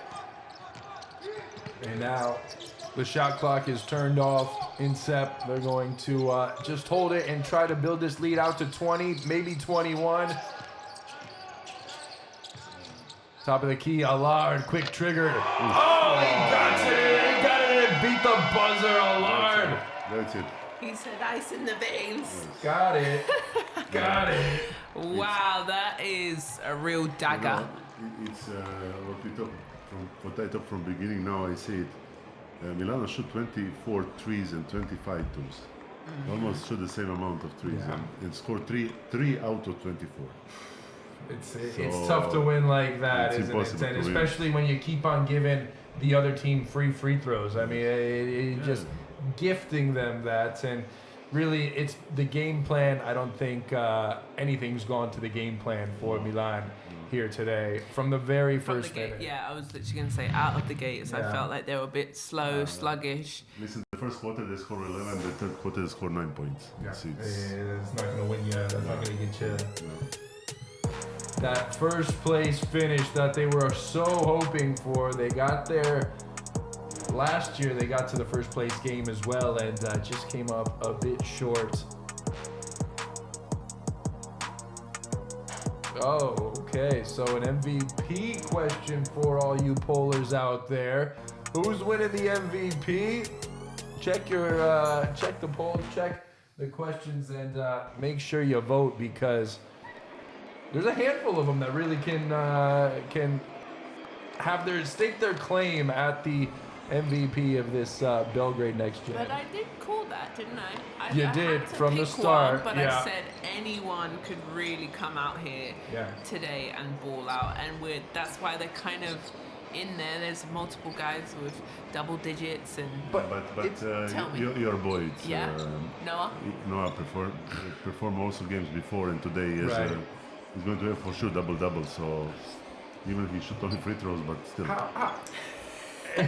It'll be our first MVP from the free throw line. No field goal attempts. How impressive is that for a group of young guys like this who know there's scouts in the audience? There's no people are watching our broadcast and looking and scouting and trying, where you don't feel the need to just try to take over the game. You play within the system, you play within the team kind of philosophy. Because I've seen a lot of these young kids who've come out and they jack up 33s in a game and they don't do themselves any favor by doing that. Even all the best shooters in NBA that they are looking for, they shoot terrible until they were age 23, 24. Yeah. And until you get your muscles ready and your stability and everything. So, until you get your stability. So, they're bumping the trees, but the bodies are not ready yet for this. So true. And I've realized, and I've able now being on the other side of the game when I've spoken to coaches and scouts, and they're looking, especially coaches, how you lose, how's your body language, how do you react, when you get subbed off, when you've done a mistake, do you high five everyone or do you sit down and sulk? And those things that kids don't think about, but coaches especially are looking how you react when something bad happens. Everyone is feeling great when you win, but how do you act when you're in the trenches and you're struggling? It's so many aspects actually. I was on that side of scouting and understanding what players need, and everything even starts from the simple handshaking. Yeah. Understand if you watch in the eyes, you squeeze your hand or you give it like a squid. So just to squid. It's all kinds of details giving you, they show you the character of the player or what you can expect in certain moments. We're going to shout out our viewers and, of course, invite them to join the active conversation. Comment anything, question us with anything, ask us anything. You got an Olympian and a back-to-back winner of EuroLeague, and then some schlub talking right now. But Nick says Milano's going to come back, mark my words. I don't know if he just saw that last bucket and that steal from Allard, and that's going to make it a lot harder to make Nick's words come into fruition. And really quickly, it's a 23-point game. Yeah. You blink and I think this is the highest it's ever been, the score today. So this is the largest lead for INSEP, and just getting stronger as the game goes on. Well, our prediction of score is completely wrong, but going into the winner, still a long time, because was it Nick who said that Milano's going to come back? So there's still 8 minutes, so I don't want to get too ahead of myself, but looking good. We are, but yeah, and I think also this is the moment that I spoke about, right? If guys are there to scout the guys on Milano's team, how are you reacting? Are you playing this last 8 minutes? Are you sulking? Are you still playing till the very last minute? That's also important too. Yeah. How much did this game change when Swigo picked up his third foul? Yeah, big time. Big time. But again, I called it. He should be out. He should be out at that moment, end of the second quarter, and put him in the third, now in the fourth. So it's different game. He was your one of the main players. So. Well, we also apologize. There's a couple technical difficulties, but we're still here. We're still here. We're going to shout out to Federico Priori. Oh, I'm sorry I butchered that name, my man. My French, it's rusties to say the least. Priorior. INSEP team is really good too, and the fact that is a selection of players made by the French Federation. It helps a lot. We're seeing that kind of come to life right here and right now. It's a team that knows how to play, and it's been to big situations before. Now they're looking to reach the summit. Yeah, and they've been together since U16 in France in 2023, and then U17 World Cup. And I said it, these things do matter, where you're able, because you become a family, you become a brotherhood, a sisterhood, whatever team you are, and you spend so much time. They are your family, and I think this has really made a difference, because the way they're moving, the way they're passing, they're energized, and I think that's the biggest difference. Well, defensively, I think we have to give a shout out to INSEP as well, because we can talk about Milano's struggles, but defensively, I think you gotta kind of zone in on those three guys that we talked about coming in. And Lonati was one of those guys, and Julien Donat-Catin says he was the X factor, but his shooting hasn't shown up today, nor has his playmaking, and we've seen that, and I think. Less than saying something about him, that's more to INSEP's defense that has kind of contained it. Yeah, taking him out of the game. Especially when you get in foul trouble. I find when I used to get in foul trouble, it really takes you out of the rhythm of the game.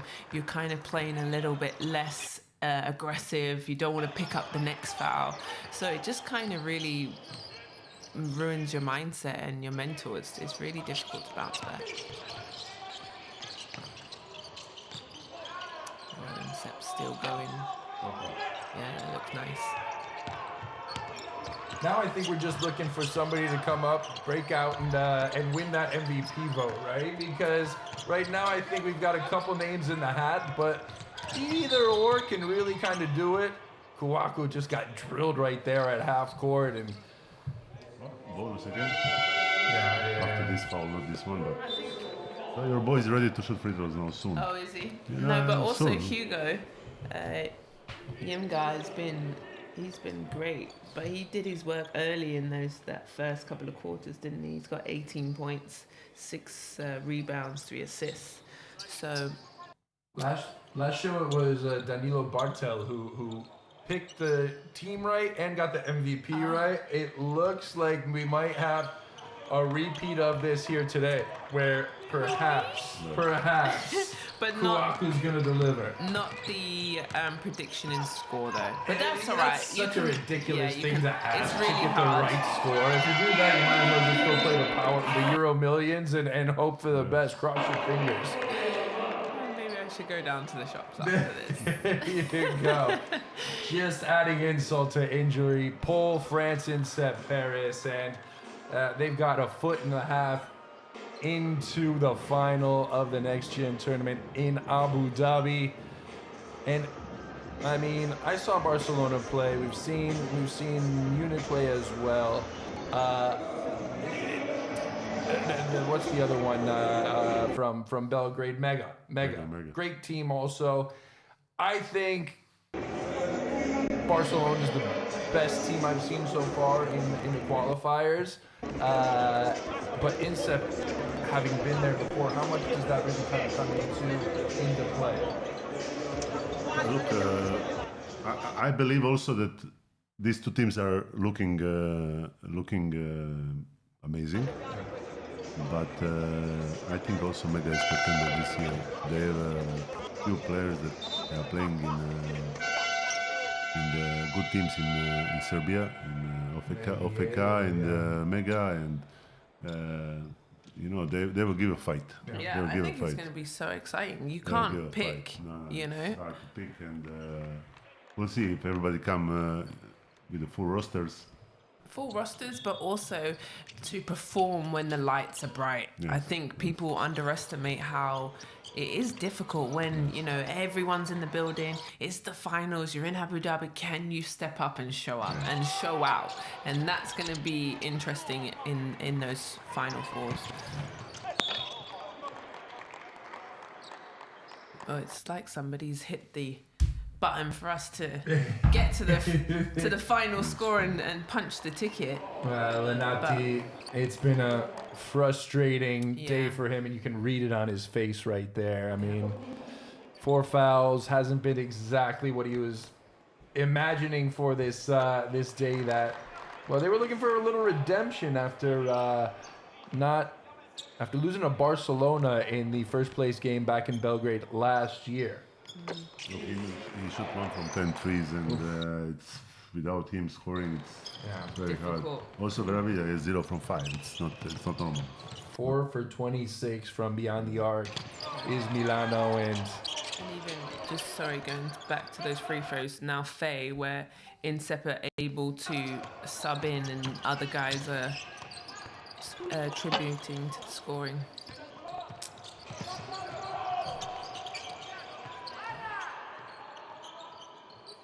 26-point lead. It's rocketed up to for Insep, and maybe there was a question of doubt, a shadow of doubt in that second quarter where Milano started to kind of find their rhythm. But other than that, it's been complete and total domination from the French side. And now just trying to make a couple buckets, maybe, you know, make a lasting impression on somebody watching in the stands, and Come closer to our prediction. Yeah, because they're on 69 right now. I said 75. What did you say, 76? No, 74. No, I said 75, 68. I don't know why you... You know what? I think our boy Thomas Briot, who is watching the game on YouTube right now, he's got the formula of how Milan can get back into this game. What's that? Maybe Milan needs to sub in Steph Curry to have a shot. Stefano Curry. Stefano Curry, yes. Bravo, Tomas. Bravo. Oh, that's good stuff right there. And obviously, we all appreciate your comments and your questions. That gives us life here in the studio as well, especially when you got a game that's kind of got away from one of the teams. So obviously, you guys, we want you involved in the podcast as well, in the conversation. And thanks to everybody who's been writing and who is still to keep writing so far. So we've got 4:40 to go. Don't hold those questions back. First year for the coach here in Insep, and so far so good. Yeah, and this is what he can also get great confidence from, and it's tough. But playing in these type of, you know, next gen tournaments, it's not easy, you know. But also for a coach, he's gonna have to learn how to talk to the kids, how to go through different moments. Like I said, the game 2 against NextGen team, and you go into double overtime, the other coach gets kicked out. That was the final. Like I said, that was incredible, and especially for this watch party, that would have been super cool. But you know, they had to go through the trials and tribulations to get here. I loved seeing Coach Balbai get kicked out of that game. I mean, he had every right. He puts himself in a position, because that's not the first next-gen team he's coached, but he gets these guys who are just gathered. They're jumbled together. They're thrown at him. And that showed you how much he cared, because it was a tight game late on, and he ripped into the referee. But it's also, they won the Ulm. They won in Ulm. Yeah. It's amazing that you collect the kids few days and you win the tournament. Yeah. It's amazing achievement. But wait, they're not guaranteed. They don't go to Abu Dhabi because it's a team that's been kind of gathered, and it's tougher not fair. logistically, I suppose. So there will be a fill-in spot, and hey, there might be Milano, might be one of these other teams. You never know. That's out of our hands. That's out of our control here in this studio. But that's what's fantastic about NextGen, you know, where guys who aren't in these big cities or don't have the exposure to then play on the NextGen team. Go ahead. Yeah, sorry, but I think I think in the final four of EuroLeague, instead of playing the third game for nothing, it's better to play the final in this time, no? You're exactly because right. That third game is the worst game to play. It's like you're punishing the players. Yeah. I understand the fans must come and so many that wants to see the team and everything, but you know, the only time I saw a team want to play that game, it was when Saras was with Zalgiris. Yes. And that was so, they played, I think, Česka. And they came out, and the fans, of course, the Zalgiris fans, they're always going to come out, support their team. Especially against this was specific one because also it's CSKA. It's for them, it's a big thing to play. Exactly, a sort of regional rivalry, if you will. And that was great. But like you said, you're not the only one, ex-player, current player, who says, maybe we could plan that Sunday out a little better than it's been planned out. I'm sure that first of all, it will be an amazing experience for these kids to step up on that court and play it in the premium. Because they don't play prime the court. time. They played in Stark Arena one time in Belgrade, but last year they didn't. They were in another court in Berlin. So, it's exactly right. Give these guys a little time in the spotlight. Taste, let it to feel the real situation. Yeah, and the energy. Exactly. In the building. Yeah, exactly. And talking about energy, these guys have had plenty of energy from start to finish. There was a point where we talked about maybe their legs getting a little heavy and getting a little tired. Of course, it is their fourth game in 3 days. How good is it going to feel to just take off those sneakers at the end of this game, especially knowing you locked up a trip to Abu Dhabi? Yeah. You better get the ice bath ready. That's what I do know. Ice bath, dinner. You know, in Serbia, you can just walk outside, I think, now. It's 20 degrees, no. Is it 20 degrees? I tell you, I'm freezing in Madrid over there. What am I doing in Belgrade? I don't know what's going on, guys, but in Croatia this year, winter is like, the mosquitoes are already out. No. Yeah, the mosquitoes are already out. Oh, no. We've had, I mean, that's terrible, but we're dealing with 2 weeks of straight rain here on the Iberian Peninsula. So not in London. Not in London, exactly. London's been great weather. Nothing makes sense right now. Unbelievable. I have a feeling that we're going to exactly be on 75. Yeah. Yes. 75? It's going to be already 75. All right, give us something to get excited about then. This 68 will be pro. This will be tough. But the 75, yes, we can do that. And what, 2.5 minutes? Yeah. Come on, make these free throws. Let's go. Okay, don't worry. That's okay. You need to space out those points if you're looking for 75 points. Take a deep breath. Follow through. Here we go. Did some run, like 10-0, huh? No. Look at that. I mean, that's just... At this point in time, I think Milano is obviously looking like a defeated team. You know what's happened always after boom, rebound? 3 ball. 3 ball. You called it. I called it. I'm telling you. But he stepped on the line, but still. Was that Kouako's first field goal? No, I don't think so. I think he's had a couple of them, but... Yeah, he's 3 ball. 3 from 7. Okay. 15 points. And Hugo... Imga is on 18 points. He has been on 18 points for a very long time. He started strong and he's just said, hey guys, that's take enough. The torch. Yeah. Yes. I'll let you guys have your moment in the sun. But he has been the top scorer with 16.3 points. Imga, Mukuri, and then Kouakou right there. It's just a 1-2 punch that's really hard to stop, but it's not just those two, obviously. Yeah. We've talked about these guys. Yeah, but Kouakou has an amazing defensive presence and he really did a great job. I don't see anybody else taking the MVP. Except for the 20 points, but overall impact in the game was all over. And you talked about these young guys kind of paying attention to recent history, not so much really past history, decades back, couple decades back. But if these French guys are looking at recent history, they got to be feeling pretty optimistic about their positions and their, potential in the future. Because look at the NBA draft over the last couple of years. Look at how well French teams are doing in the EuroLeague as well, in the Olympic Games. Yeah. I mean, French basketball is having a revolution right now, and these guys are kind of the faces of the future. Yeah. And that's so important. And even with national teams, you always take a younger guy where he's obviously the best team in his domestic team, but having that experience, right? Yeah. But when you have that experience with the older guys and the older teams, that pays off. When did you make your first appearance with the national team? First time I played friendly game, I was 17. 17.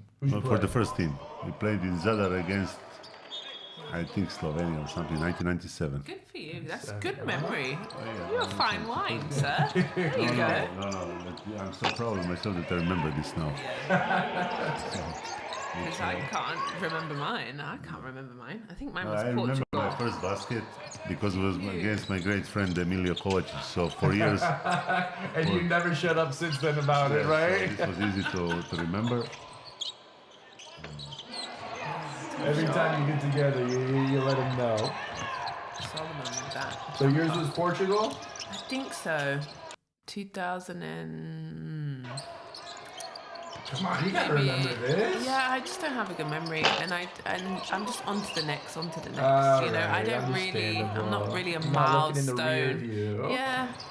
It's not until I retired when somebody told me all my accolades. But we're under 20 seconds here. We're at 73. Come on, we need a 2 point. 75 is looking pretty good. 2 free throws and we get it. Almost, but 58, 68. It's simple, either. It's okay. Just squint and you'll see we missed one number. Right, that's not bad. I'm calling foul play because you guys were talking about. Oh, that was huge right there for your 75, huh? You guys were co-ording before this game because you guys came up with the same exact final score, and I just don't believe you. You knew something was up. One final chance to get on the board for Milano, but it is going to be Pole France Incep Paris. Get your passports ready. We're going to Abu Dhabi for the NextGen final. A chance to get back to the title game after a heartbreaking loss last year in overtime. They are one step closer to their third NextGen title in club history. But today, it's all about the celebration and the now. Yeah, congratulations to them from the absolute get-go. Pole France and Sepp just came out. They were focused. Multiple guys stepped up. I loved it. I really felt like they knew the job at hand and they got to it. Very, very, very well deserved. Really, the whole performance all this weekend was exceptional and really... They deserve it, and to be in Abu Dhabi. I think Milano deserves it as well, but it's a cruelty of this competition. So let's see what. There's one thing about coming into a tournament as the favorites. There's another thing playing like it in each and every game you come out, and really from start to finish, I don't think there was ever a moment where Incep looked like they were vulnerable, where they were maybe a team that wasn't going to be where they are right now. But look at them. It's an exciting moment, but they're not overjoyed with emotion. They know the job's not done. Yeah. But you should take this moment to celebrate because this is a hard weekend of basketball. There's the stats and that 87%. That was for Milano getting to the free throw line. But not enough. But not enough. They didn't shoot so many free throws. On the other side, I think that... Well, the offensive rebounds and the turnovers, they became a factor for Milano. But really, I think when we talked about the foul shots that were given up and the foul trouble, 43 foul. Yeah, I mean that it's not the first time. We talked about it against Crvena Zvezda. They gave up 45. it's going to be something that this team has to work on, because defensively, you can't do that. That's, you shoot 60%, you're giving up 30 points off of that. And so let's head down to the interview with tonight's MVP, and it's David Hein, our main man, our genius right there. But we're going to take a look at the highlights first, as the MVP of at least the game, not of the tournament, is going to get ready to talk to David Hein. But from the very moment it was Incep coming out, Window came out, he was good, had a couple of quick buckets early on. Yimga. Yeah, Hugo Yinga, he was great. He was really great. And also, that from that first quarter, it was 21-11, and they put their foot down. They had moments where Milano, they tried to make their push, but they stayed calm, got good steals, got pressure on the basket, and moved the ball. And that was what's important. Yeah. Soliman, your boy. That was nice. That was my favorite. I think that was the play of the game right there. The slip off from the young boy, Soliman, for the jam on the baseline. And Milano, they kept throwing haymakers, but none of them landed. Yeah. None of them landed. Too many threes open, missed, forced. Yeah, I mean, they just couldn't come back. You see these close-up replays, and there was a difference, I think, in just overall size, strength, physicality between the two teams, and I think those fouls kind of were a product of that.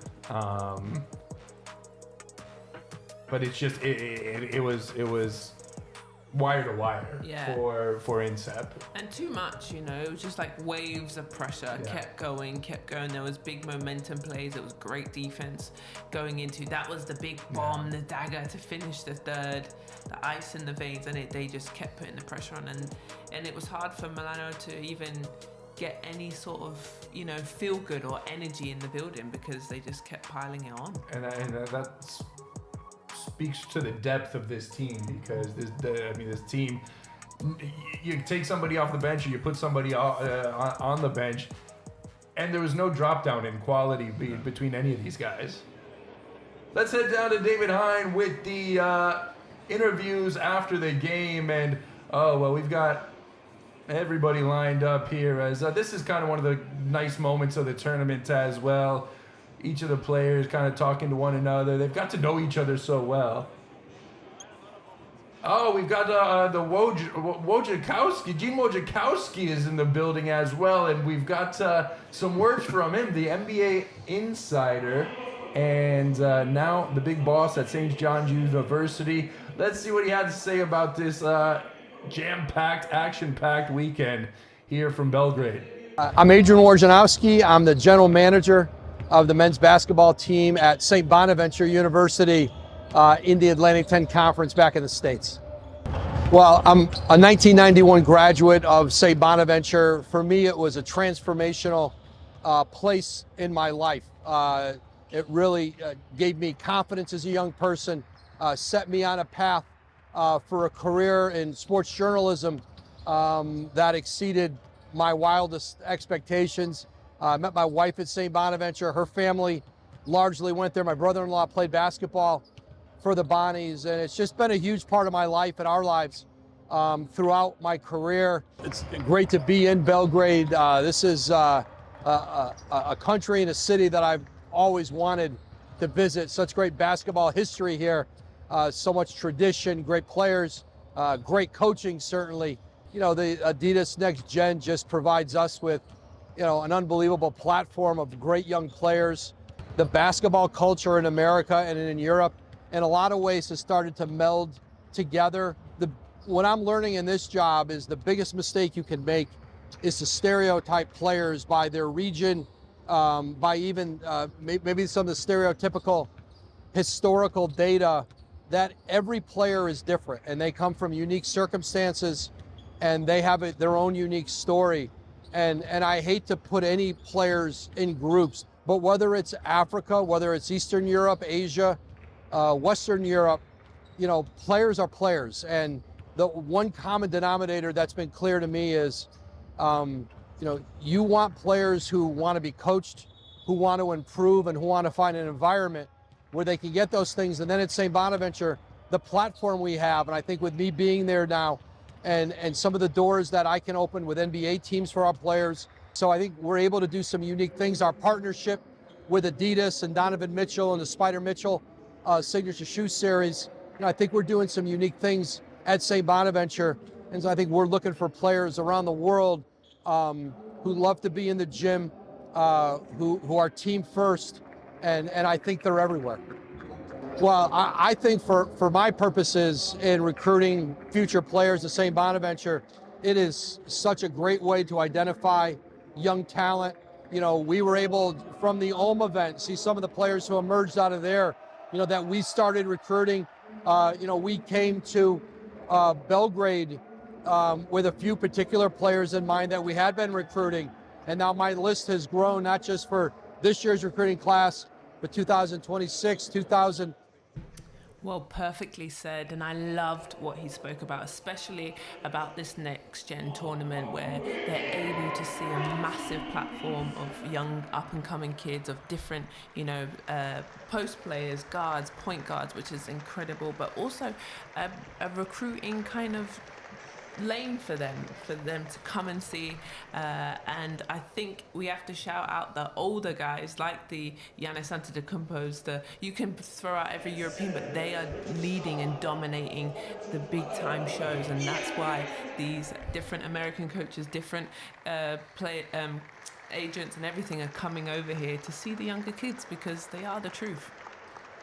I just wish that these kids will finish in EuroLeague, not in NBA. But yeah, we can only hope. And I hope, because I really would like to watch them in EuroLeague growing up and building this league. Because they are our future, some of them for sure. But I feel like there's a bit of both, because they do go, and you do see some kids go, and it's not for them. It's a different beast. I went to school in America, and I loved the European game, and I came back. I think we are now facing some new challenges.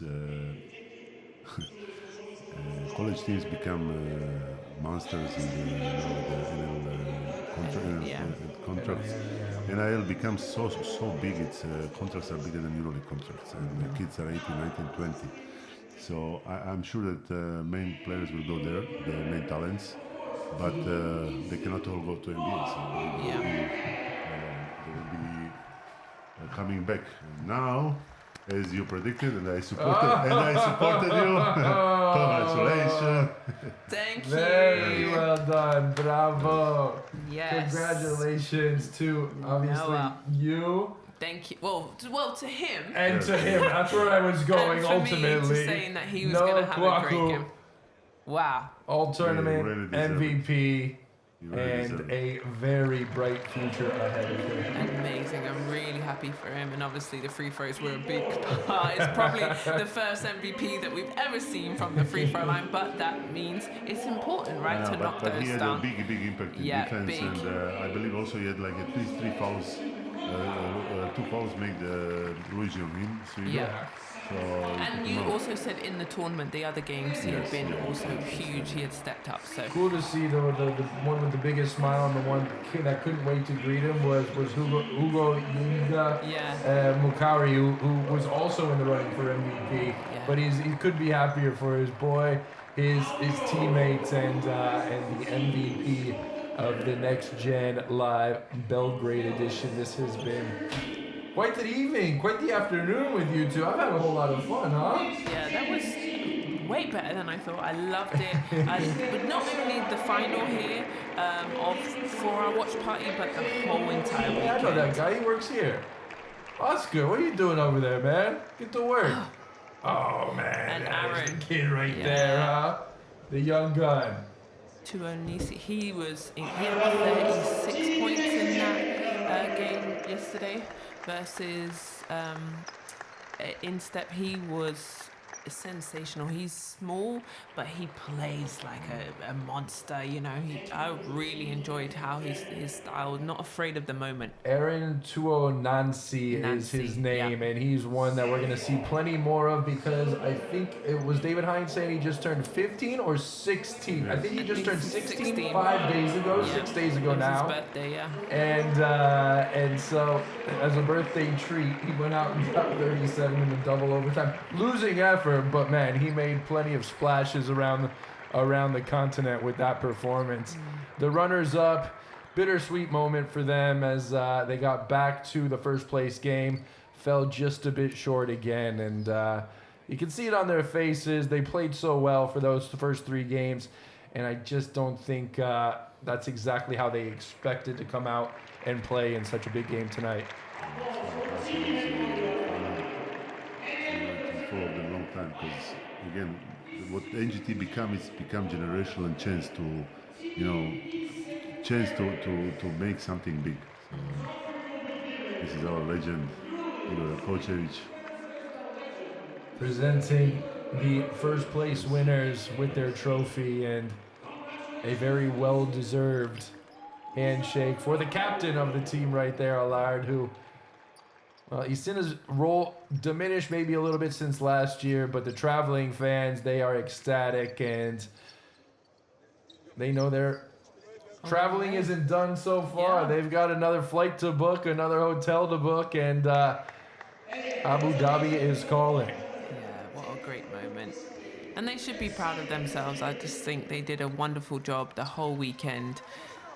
They set their goal and they achieved it, and now they can look on to the final fours as they can celebrate here. This is my favorite moment when they rock and go, woo! They're rocking the cradle, baby, rocking the cradle. Amazing. And I can only recommend our fans that coming to Abu Dhabi to go and watch the games, not only the main final four, also to come to watch the kids. I'm going every year, and I really enjoy it because you can really see the future stars and the future of this sport, and it's fun to watch these games. Yeah, it's been a fun weekend. This brings us to our final NextGen qualifiers, but now all attention focuses on Abu Dhabi, and we're just back into the studio real quick. I just want to say it was just a pleasure to be with both of you. Really fun and team effort. Yeah, very good team effort. The dream work. The MVP right here, the back-to-back champion. We're not signing off just yet. Don't just worry, because we've got some words courtside with David Hyde finally, who's gonna reel in some of the champions and give us a bit of introspective from the first place winners here in Belgrade, and let's just see how they're celebrating. Maybe, I don't know.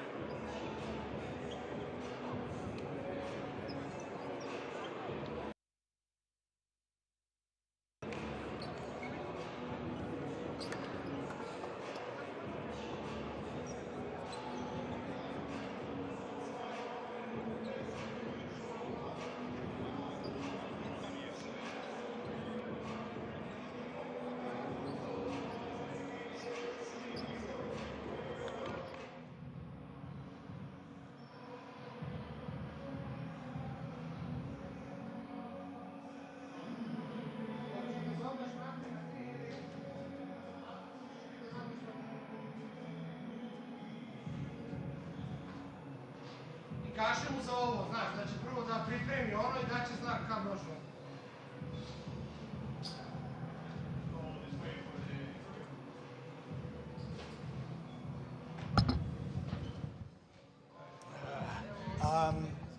So we're doing an interview here, and then I'll let you celebrate.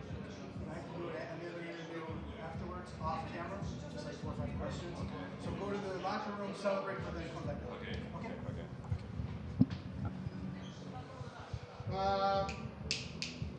Kaži mu kad može, završili su.